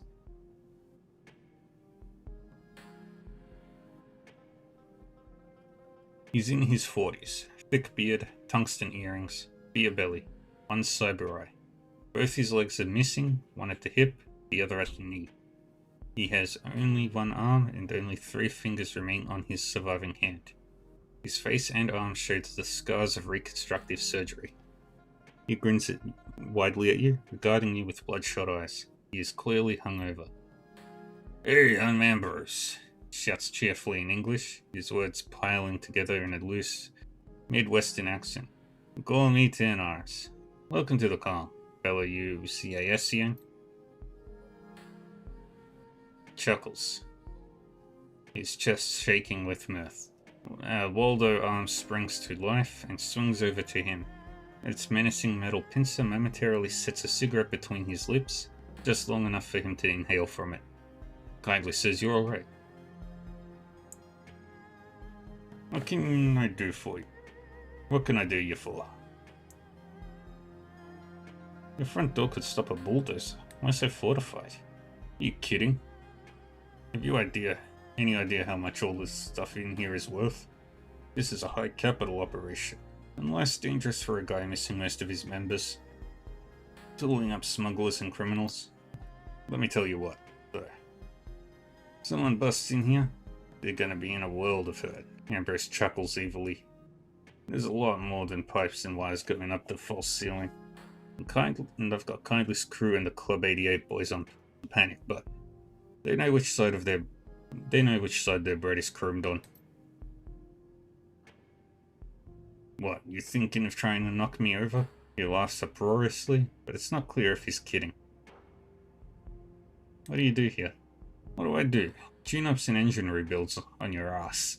I do it all. First aid, second aid, surgery, cybernetics, obstetrics, euthanasia. I'm your one-stop shop for health and beauty. Well, maybe not beauty. Can you install me with combat wear?" "You know it.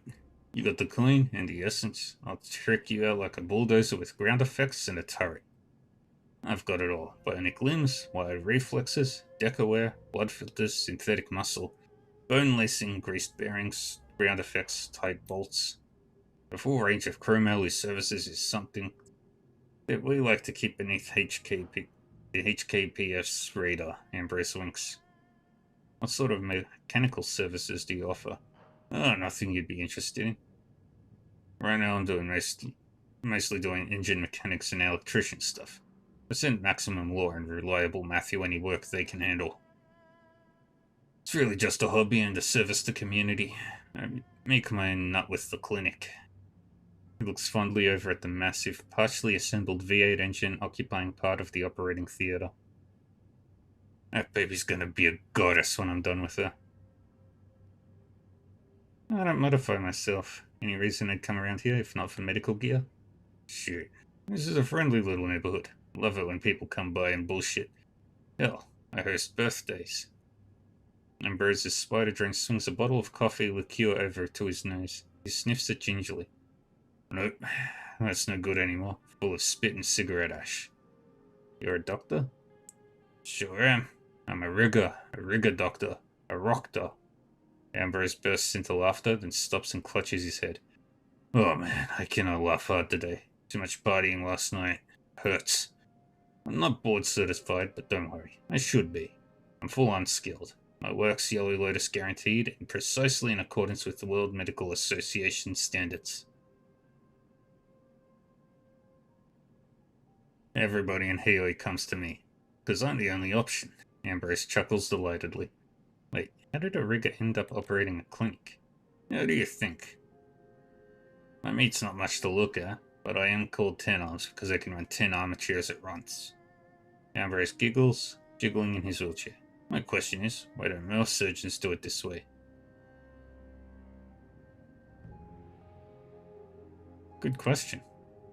Glad you agree. Surgery is a whole lot closer to mechanics than most people think. Show me your services. Tune up or spare parts. I'll take the V8 engine and a box of chocolates. Ambrose bursts into laughter. Oh, like you. You've got good tastes, but that engine is family. Seriously, what do you want? Show me your cyberware. You can get a data jack.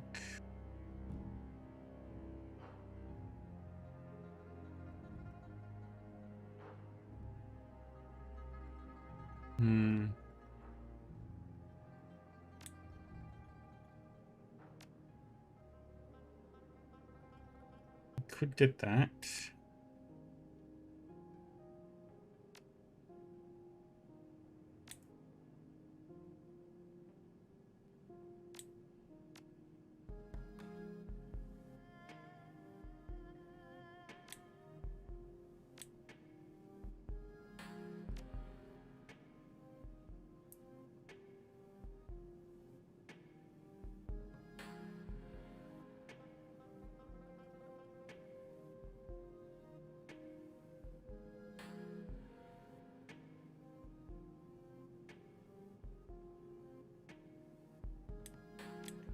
Alright, about distance. Come back to the garage soon. Goodbye, Ambrose. Think time for me to go. Cheers, Reaver. Talk to you later.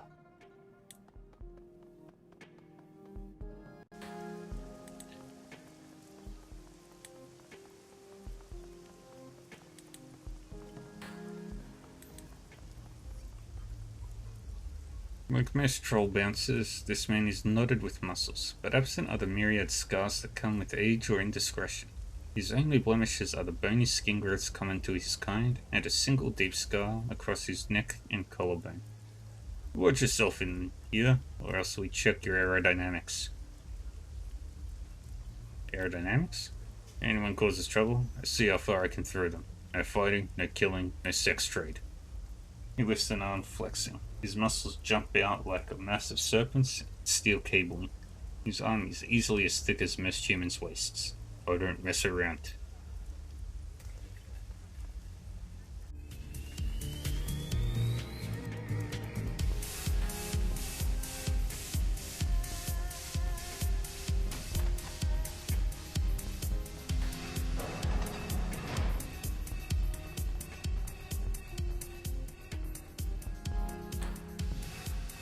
The older troll woman has a striking Amazonian quality. When she was younger, she must have really turned heads. Can I help you? I'm usually beyond helping, but what can you offer? Guns, or a swift kick out of the door if you mess with me or mine.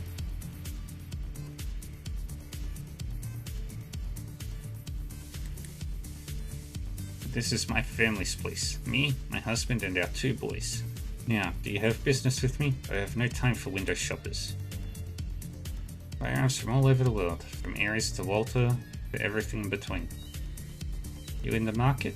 Let's take a look.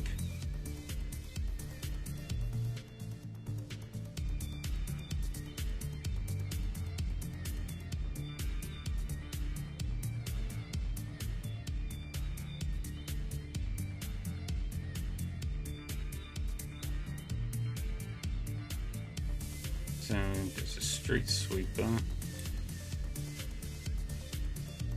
But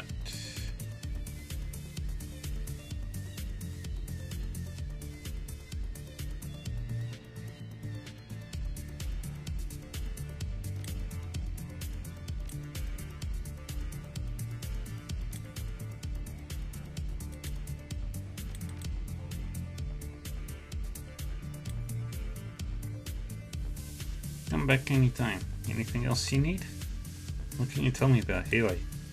There's only one thing you need to know. The corporations do not rule Healy. We are under Kindly Cheng's umbrella, and her Yellow Lotus soldiers protect the docks and maintain the peace. But we're not Triad members, and they don't own us. Healy is a crossroads, where goods change hands and deals are made. Kindly makes the market, but we, the families, make it happen. Ermine speaks with the pride of a woman who bows politely to great powers but never prostrates herself before them. Families rebuilt this place when it was left to rot. Strong families like mine, and we protect our own. Outsiders and corps know that tangling with Healy is more trouble than we are worth. The Triads know it is better to work with us than against us. Now you know these things as well. You would do well to remember them. Now, are you looking to buy? I'll leave you be. Very well. Was there something else? No, goodbye.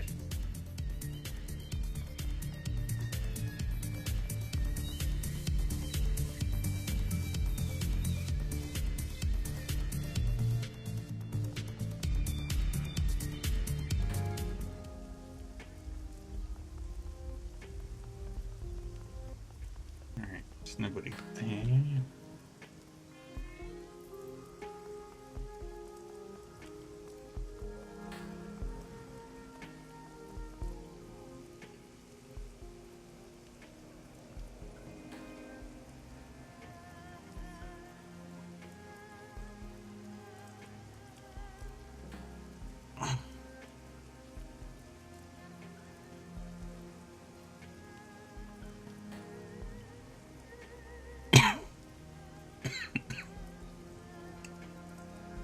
Overhead, a gigantic holocene shines like a searchlight, screaming its message through dim light. It hums and flickers, sputtering like an old engine. Fierce electrical crackles sporadically burst out of the sign's emitter, stabbing your eyes and filling your ears with static. Under the baleful glare of the sign, the rusty mini-barge's deck is stacked with electronics. Dilapidated stereos share space with crisply boxed servers. Ranks of discs and memory chips fill display cases padlocked under plexiglass. A short human in his late 20s stands in the middle, hands on his hips, talking loudly into the air. Bulky virtual reality goggles cover his eyes. A data jack cable runs from his temple down his stained t-shirt to a belt load of clearly home-built hack computer hardware. No, I'm telling you. His voice is shrill, clipped. Nobody uses KM3s, like nobody. They're shit. Don't care what Deng says. If Shiawase SRP uses KM3s, they're stupid. Hey, flesh is rolling up. I gotta go. He turns to face you, goggles blank and enigmatic, blinking with tiny lights and wrapped in duct tape. He points at your PDA. I ripped that PDA. You work for Kindly. His lips work impatiently. Yo, what do you want? You provided this PDA? Tell me about it. It was a Fuji Azura Star 3. It uses a Scarab chip, which is good, but the motherboard is wet noodles and sprouts. I pulled out the trackers and installed the encryption. Now it runs on Wampoa Virtual Network. Cops can't crack it and can't track it. Thanks for the PDA. He shrugs dismissively. It's what we do. This is Law's Technology Palace, satellite territory of Wampoa. Step onto the boat, we're in a sovereign state. I represent Wampoa here. I'm Maximum Law. He draws himself up proudly, setting his hands on his hips. The Maximum Law, yo.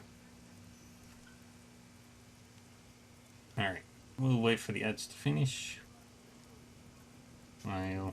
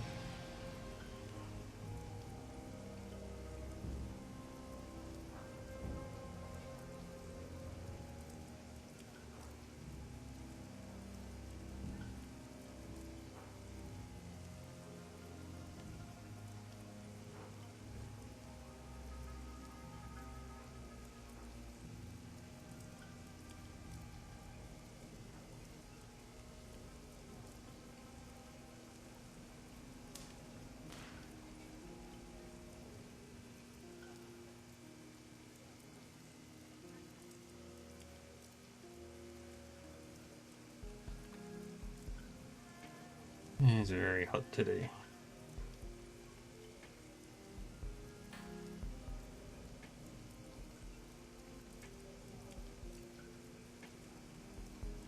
But at least it'll cool down.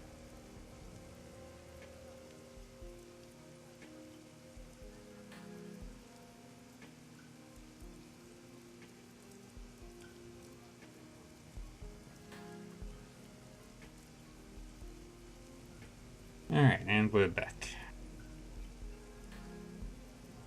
I found this while poking around in the walled city. Worth anything?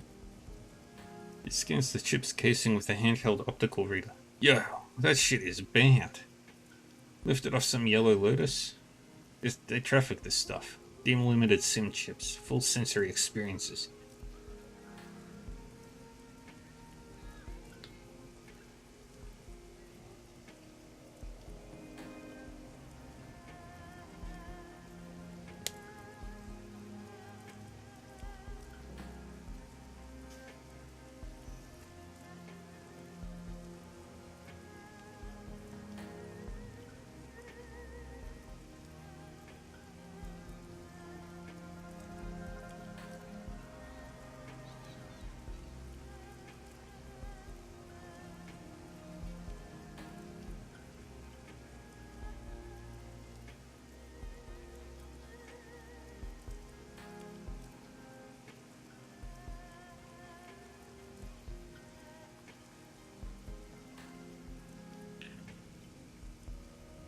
Sure. Take it. Hope it finds a good home. Yeah, well. Yeah, I'll sample it first. These cowhuts can send you for a trip. Don't worry. I can handle my sims. I'm here for tech. Show me what you got. I don't have a data jack, which makes things a lot of what I was... Looks like you've got some dangerously exposed wires over there. What are you? My mother? Laura regards you with a skeptical disgust. Those wires are fine where they are, high and dry. They're only a problem for someone who does something stupid. I'm running a high bandwidth tech operation. Do I look like I have time to tape copper and sip tea? No, I don't. Law wraps his knuckles fiercely on a clear-topped case full of buses, cables, and cable harnesses. These are the only wires you need to think about. See you later, Law. Yeah, whatever.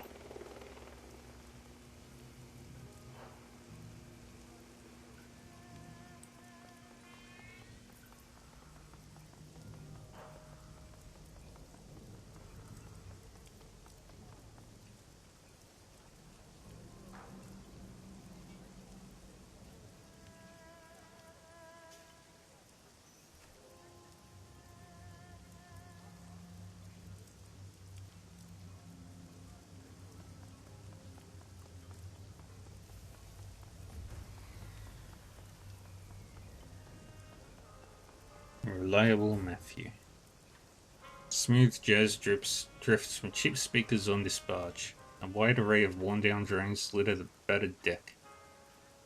Most are utility and domestic types, but a few cordoned off from the others are low-end security models.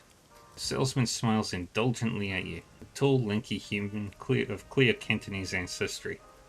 He's wearing a cheap suit and limply clutching a smelly cigarillo. He adjusts his tie with exaggerated nonchalance, languid, ostentatious, like an American casino promoter. Hey there, beautiful. Welcome to our little floating heaven. You've got a discerning look to you. What brings you to Reliable Matthew's Robot Bazaar? He taps Ash over a bulky cleaning drone beside him. Not waiting for an answer, he continues. Perhaps you're looking for a hexacopter as a guide to Hong Kong, or a little handheld tarantula beauty to brew your tea. You're Reliable Matthew? That's right, Reliable Matthew Shun, at your service. Shun. He extends his hand to shake. The odors of peach-scented moisturizer and stale tobacco smoke wash over you. How about it? Pleasure to meet you, Reliable Matthew. Always, always. Welcome to our little patch of peace on the river. I think you'll really love Healy. It's just a fantastic place. Well, now that we're acquainted, maybe I can brighten up your day a bit. What's on your robot list, friend? You calling me beautiful? You know I'm beautiful. I hope I don't offend. I just can't help it. To me, everybody's beautiful, baby. Right back at you, beautiful. Oh, a woman after my own heart. I'm interested in your combat models. Reliable Matthew looks over his shoulder at the security drones, some heavily cannibalized, in the corner of the yard. He turns back to you with a nervous smile. Funny you should ask. I've just gotten a Doberman that I'm selling at an incredible bargain price. Shall we take a look? Yes, let's look at the security drones, all of them.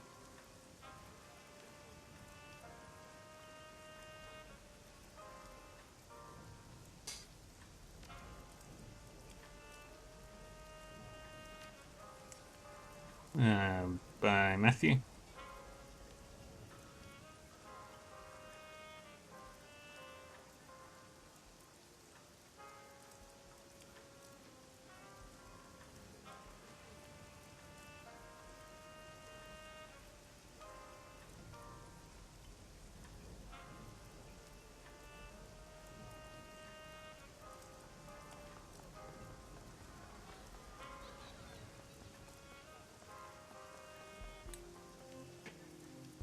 As you approach the small landing, you see three men, two elders and a younger man, hunched over a go-board. The juxtaposition between of the two white-haired and white-bearded men and the black-haired man is almost comical. Together, the three resemble the small black and white stones of their game. Despite the variety of ambient distractions, the three men remain acutely focused on the game. One of the elders, a round-faced man with a big smile, carefully picks up a black stone and places it on the board. His opponent snorts, and a small smile flashes across his long face. Almost carelessly, he snatches a white stone and deposits it on the board. The smiling man groans, and the long-faced one proceeds to collect several black pieces off the board. Ah, you got me there, Jin. He laughs, a pleasant, full sound as it trails off. He spots you watching the game. A broad smile brightens his cheeks. Why, hello there, young woman. Something you need. The long-faced man gives you a cursory look and continues to collect black stones. Just a gawker, Shiyu. It's your turn. Name's Riva. Got a second to answer a question or two? Shiyu nods. I could use a short break. How about you, Jin? Jin's sighs, shoulders slumping forward. After a moment of scowling, he reluctantly speaks. Fine, a short break. The two elders turn toward the younger man. He looks to be in his early 30s, but it's difficult to tell. The skin on his face is smooth and supple, with only the suggestions of creases at the eye, mouth, and forehead. But small gestures, a blank flare of his nostrils, briefly reveal the lines of his face. The man's eyes rise from the go board to study the elders. He nods. I've been hearing about strange dreams here in Healy. Have you had any nightmares recently? The three men exchange looks. Shiyu turns to you. What a coincidence. Wasn't about an hour ago that we were all discussing that very thing. We've been having bad dreams, every one of us. I've had them myself. We should compare notes. What did you dream about? Is that right? Jin leans in, stares at you.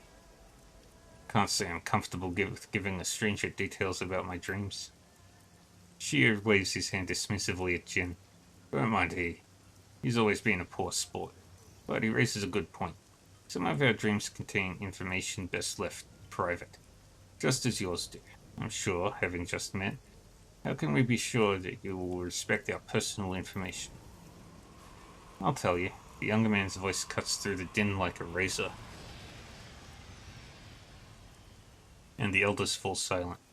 He turns to you and locks his eyes, dark orbs that burn with piercing scrutiny onto yours. He nods and he returns his gaze to the go board. I believe you're trustworthy. Please, Riva, make yourself comfortable. I'll share my dream with you. I appreciate it. Go ahead. He exhales slowly, then begins speaking. I dreamed of a long, dingy hall. When faced with such a thing, one generally walks its length, so I lifted my right foot and placed it in front of me. But upon taking that first step, I found myself instead drawn down an alleyway to my left. It wasn't there before, this alley. It appeared only as I began to walk. As I moved down the alley, I found myself surrounded by friends and loved ones. They all stood there, silently watching me with smiles on their faces.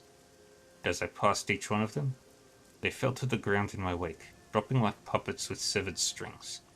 Somehow, I knew that if I followed this road to the end, I could have everything I had ever dreamed of. But I woke before I could reach it.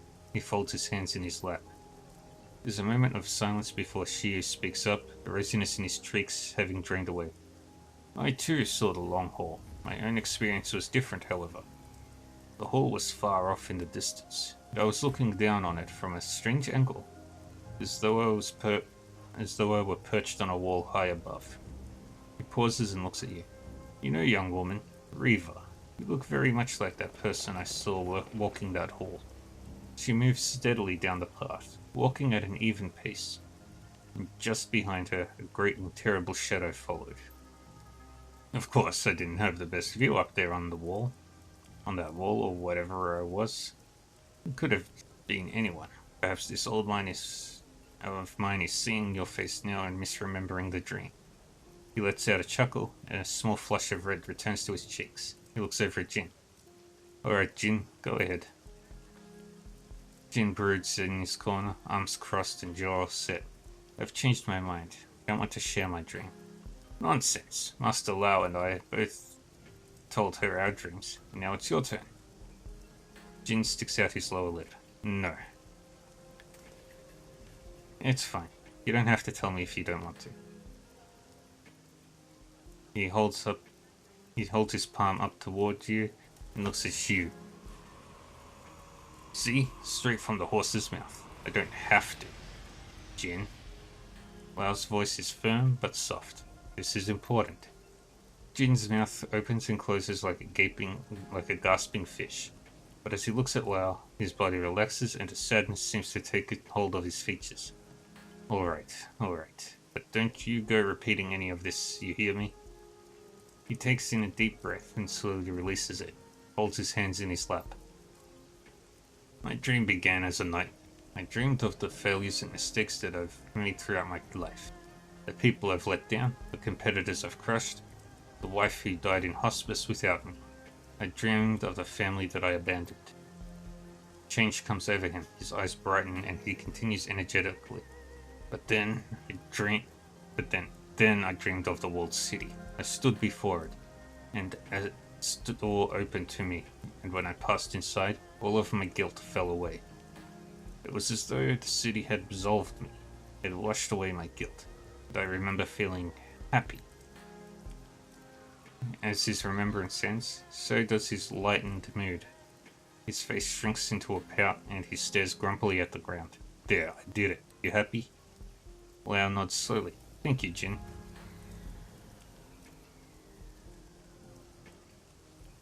You have my thanks too. Yeah. Now can we change the subject? My ulcer's acting up. I'm guessing you've been around these parts longer than I have. Is this sort of thing normal? If we were normal, we wouldn't be huddled around discussing them in whispers now, would we? Enough of that, Jin. Riva here asked in earnest for our advice. She deserves a proper response. Shiyu gives you a gentle smile. Please forgive our friend. Bitter years have left him suspicious of others. The answer to your question is no. Upsetting dreams have never been common in Hiyoi, but these recent visitations have been different. They have been darker, more vivid, stronger than normal dreams. Last night I felt consumed by the sense that something was coming. While my friends here felt a sense of relief and excitement as their dreams ended, I felt as though I was sitting on the precipice of some vast and terrible chasm, with the void yawning beneath my feet. Suddenly his cheeks flush. He blinks twice and then looks away. But perhaps these are just the ramblings of an old man. Please forgive me. He scratches his nose, embarrassed. You speak wisely, Shiyu. It's foolish to embrace a thing you do not know, that you do not understand. What Jin and I saw in our dreams was alluring, but so is the light to a moth. Your instincts are still strong and sharp, my old friend. It is wise of you to trust them. Shiyu bows deeply, his eyes to the ground. Thank you. I can only hope these dreams do lead to something beautiful. There is already enough deception in this world. Jin groans loudly. Can we get back to the game now? I don't want to keep you. Of course. Stop by again sometime soon, Riva. Your company has been refreshing. Thanks. Good luck with your game. Appreciated, young woman. We'll be seeing you. Alrighty. Well, we're all done for today.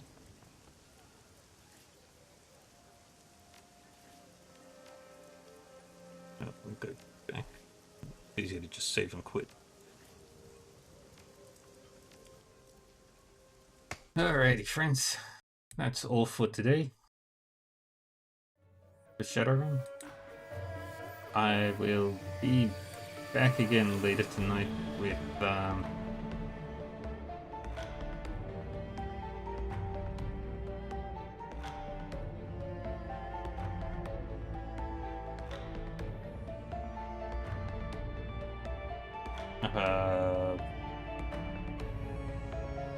Wandering Sword.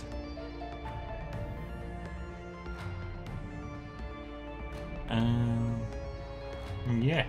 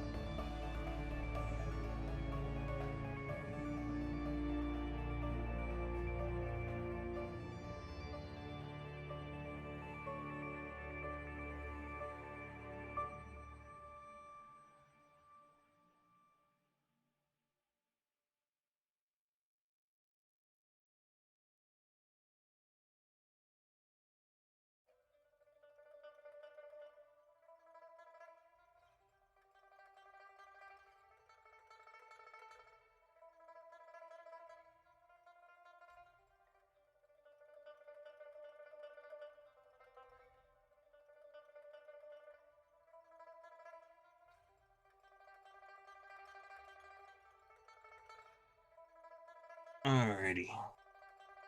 Let's go raid somebody.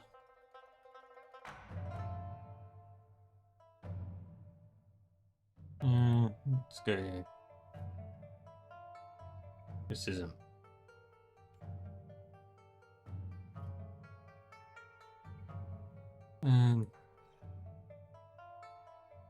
Yeah, I want to raid somebody, but I don't know who to pick.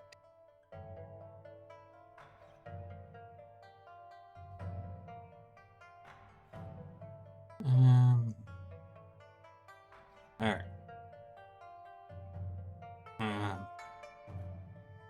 Yeah, no raid. Alright. Take care of yourselves, everybody. Like I said, I will be back later tonight with Wandering Sword. Yeah. Stay safe, stay happy, stay healthy, and I'll see you later. Bye bye.